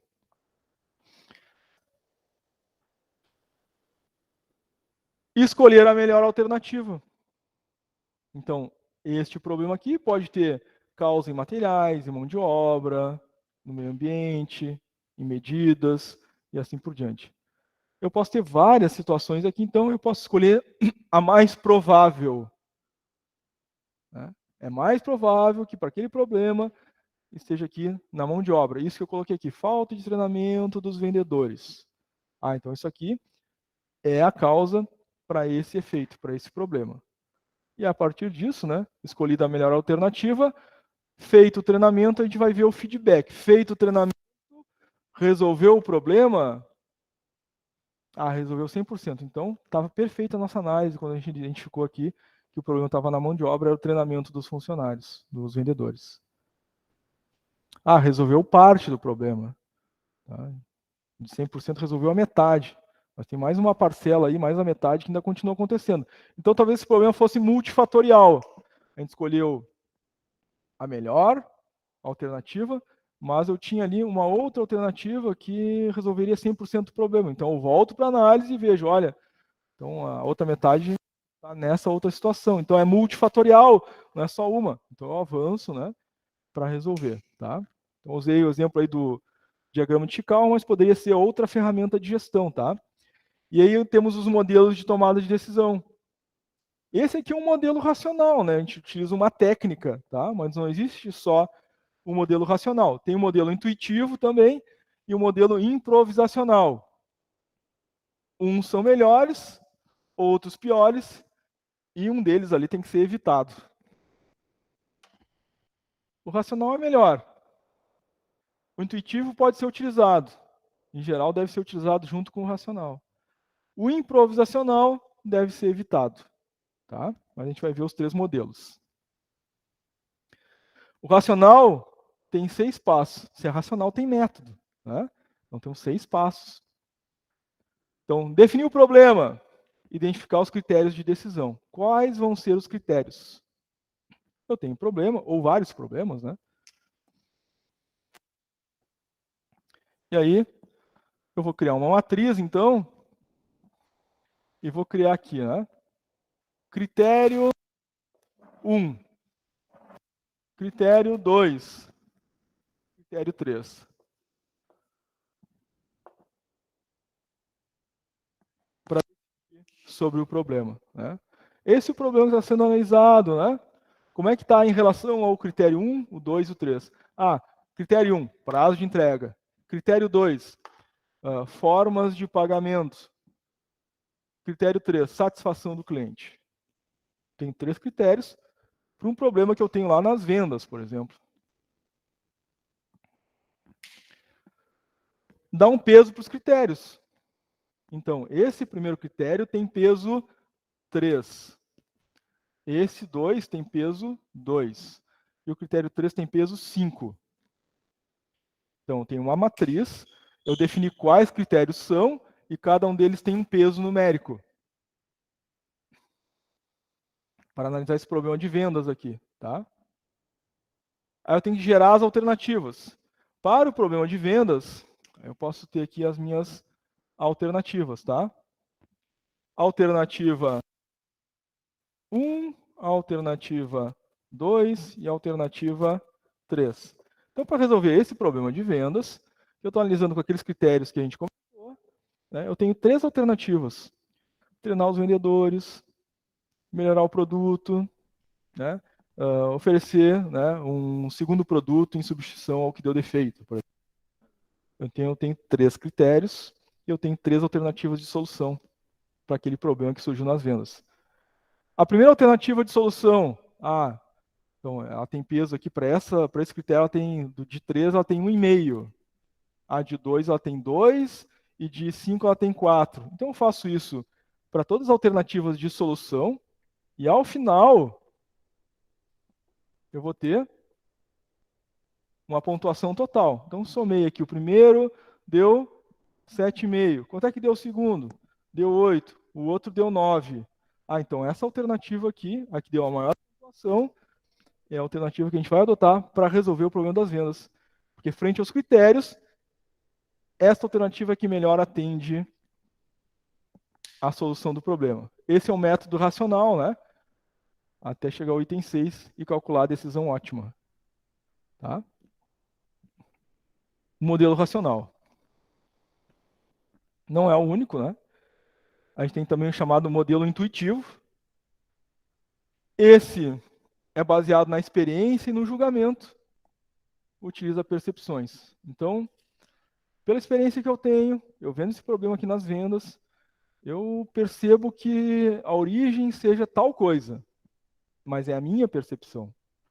Outras pessoas podem ter outras percepções. Então, o modelo intuitivo, é claro, né, já nos parece aqui, né, indicar que eu não devo tomar decisão sozinho, né? E aí, de novo, pode ser bom ou pode ser ruim, depende. Porque se for uma liderança autocrática, não participativa, ele vai tomar decisão sozinho mesmo. E aí tem um percentual de erro, porque é só uma pessoa pensando, tem a limitação dos conhecimentos, da cultura, do contexto daquele indivíduo. Mas se ele chama outros, já melhora um pouquinho, né? Essa tomada de decisão intuitiva. Olha, pessoal, a gente está com tal problema, né? Penso que seja tal coisa. O que vocês acham?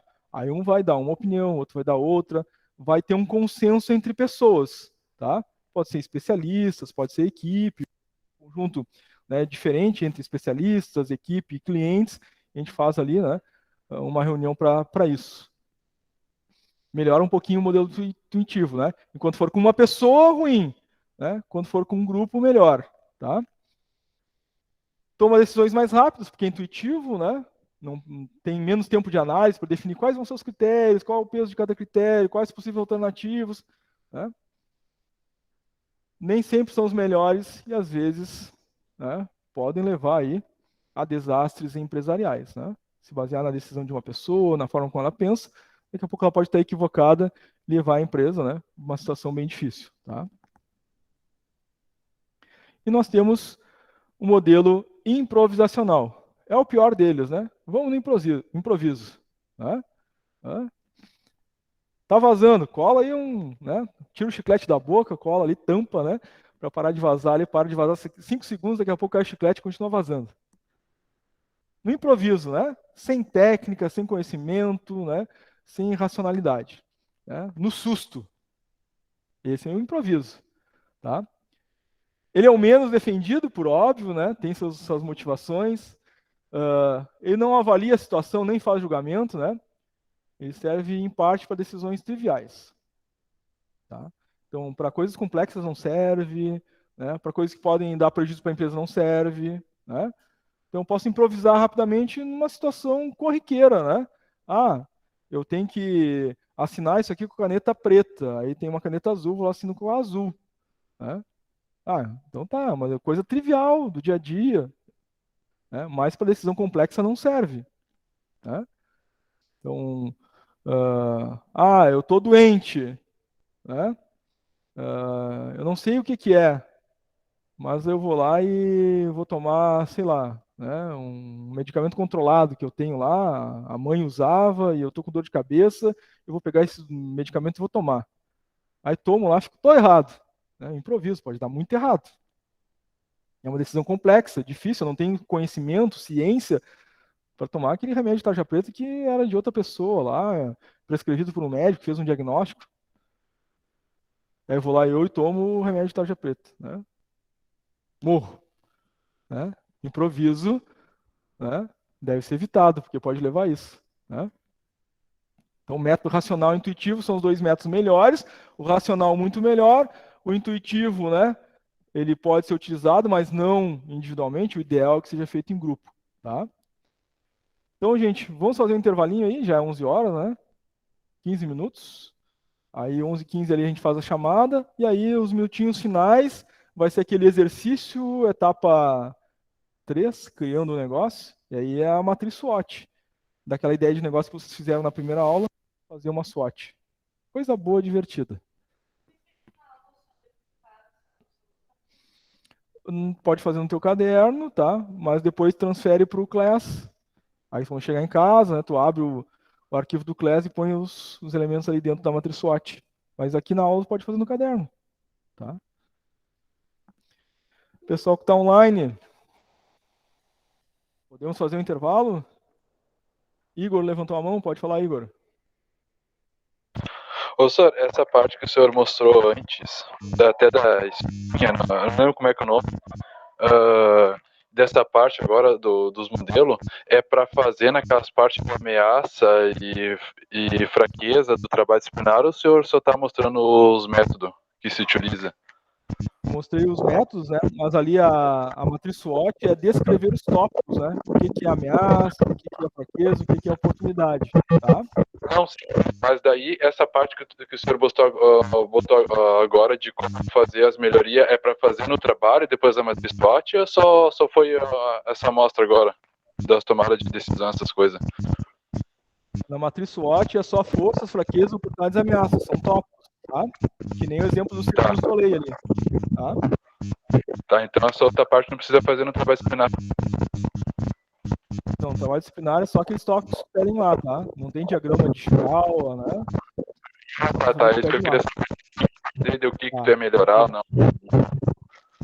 Não, só esses elementos que pedem no trabalho, tá? Tá bom, obrigado, senhor. Feito. Jéssica levantou a mão, pode falar, Jéssica. Eu tô com uma dúvida num trabalho que é para entregar e tem uma partezinha ali que tá escrito que tem que ter capa. Eu não entendi direito. Isso, faz a capa, a primeira página ali. Põe o símbolo da QI, coloca o teu nome, o título da empresa que tu criou. Daí tu fez a capa, tá? Básico, assim, tá? Só o logotipo da QI, o teu nome e o nome da empresa que tu tá criando.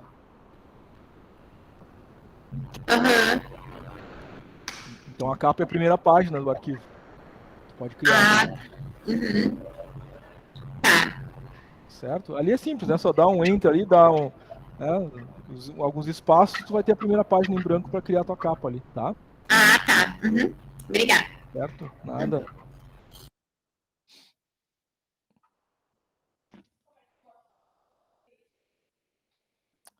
Pode pegar no Google Imagens, pesquisa ali QI no Google, né? Aí tem lá a opção imagens, clica em imagens e vai aparecer o símbolo da QI. Pode copiar a imagem ali, fazer um print, enfim, né? Clica com o botão direito do mouse, copiar e colar direto. O próprio site daqui tem também. Isso, no meio da página, assim. Ó. Ó. Tem lá a primeira página em branco, né? Aí tu coloca lá o ícone da QI, teu nome e o nome da empresa que tu tá criando. Bem simples. Trabalho disciplinar é no Classroom. Atividade avaliativa é no Moodle. Oi? Não, O trabalho disciplinar é o que vale nota. Vale 6, que nem a gente viu no calendário ali. As avaliativas valem 4 pontos. O trabalho disciplinar no Classroom vale 6. A prova vale 10. Tá?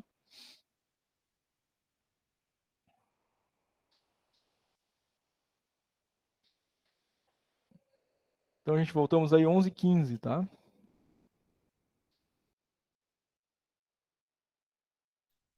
Ok, professor.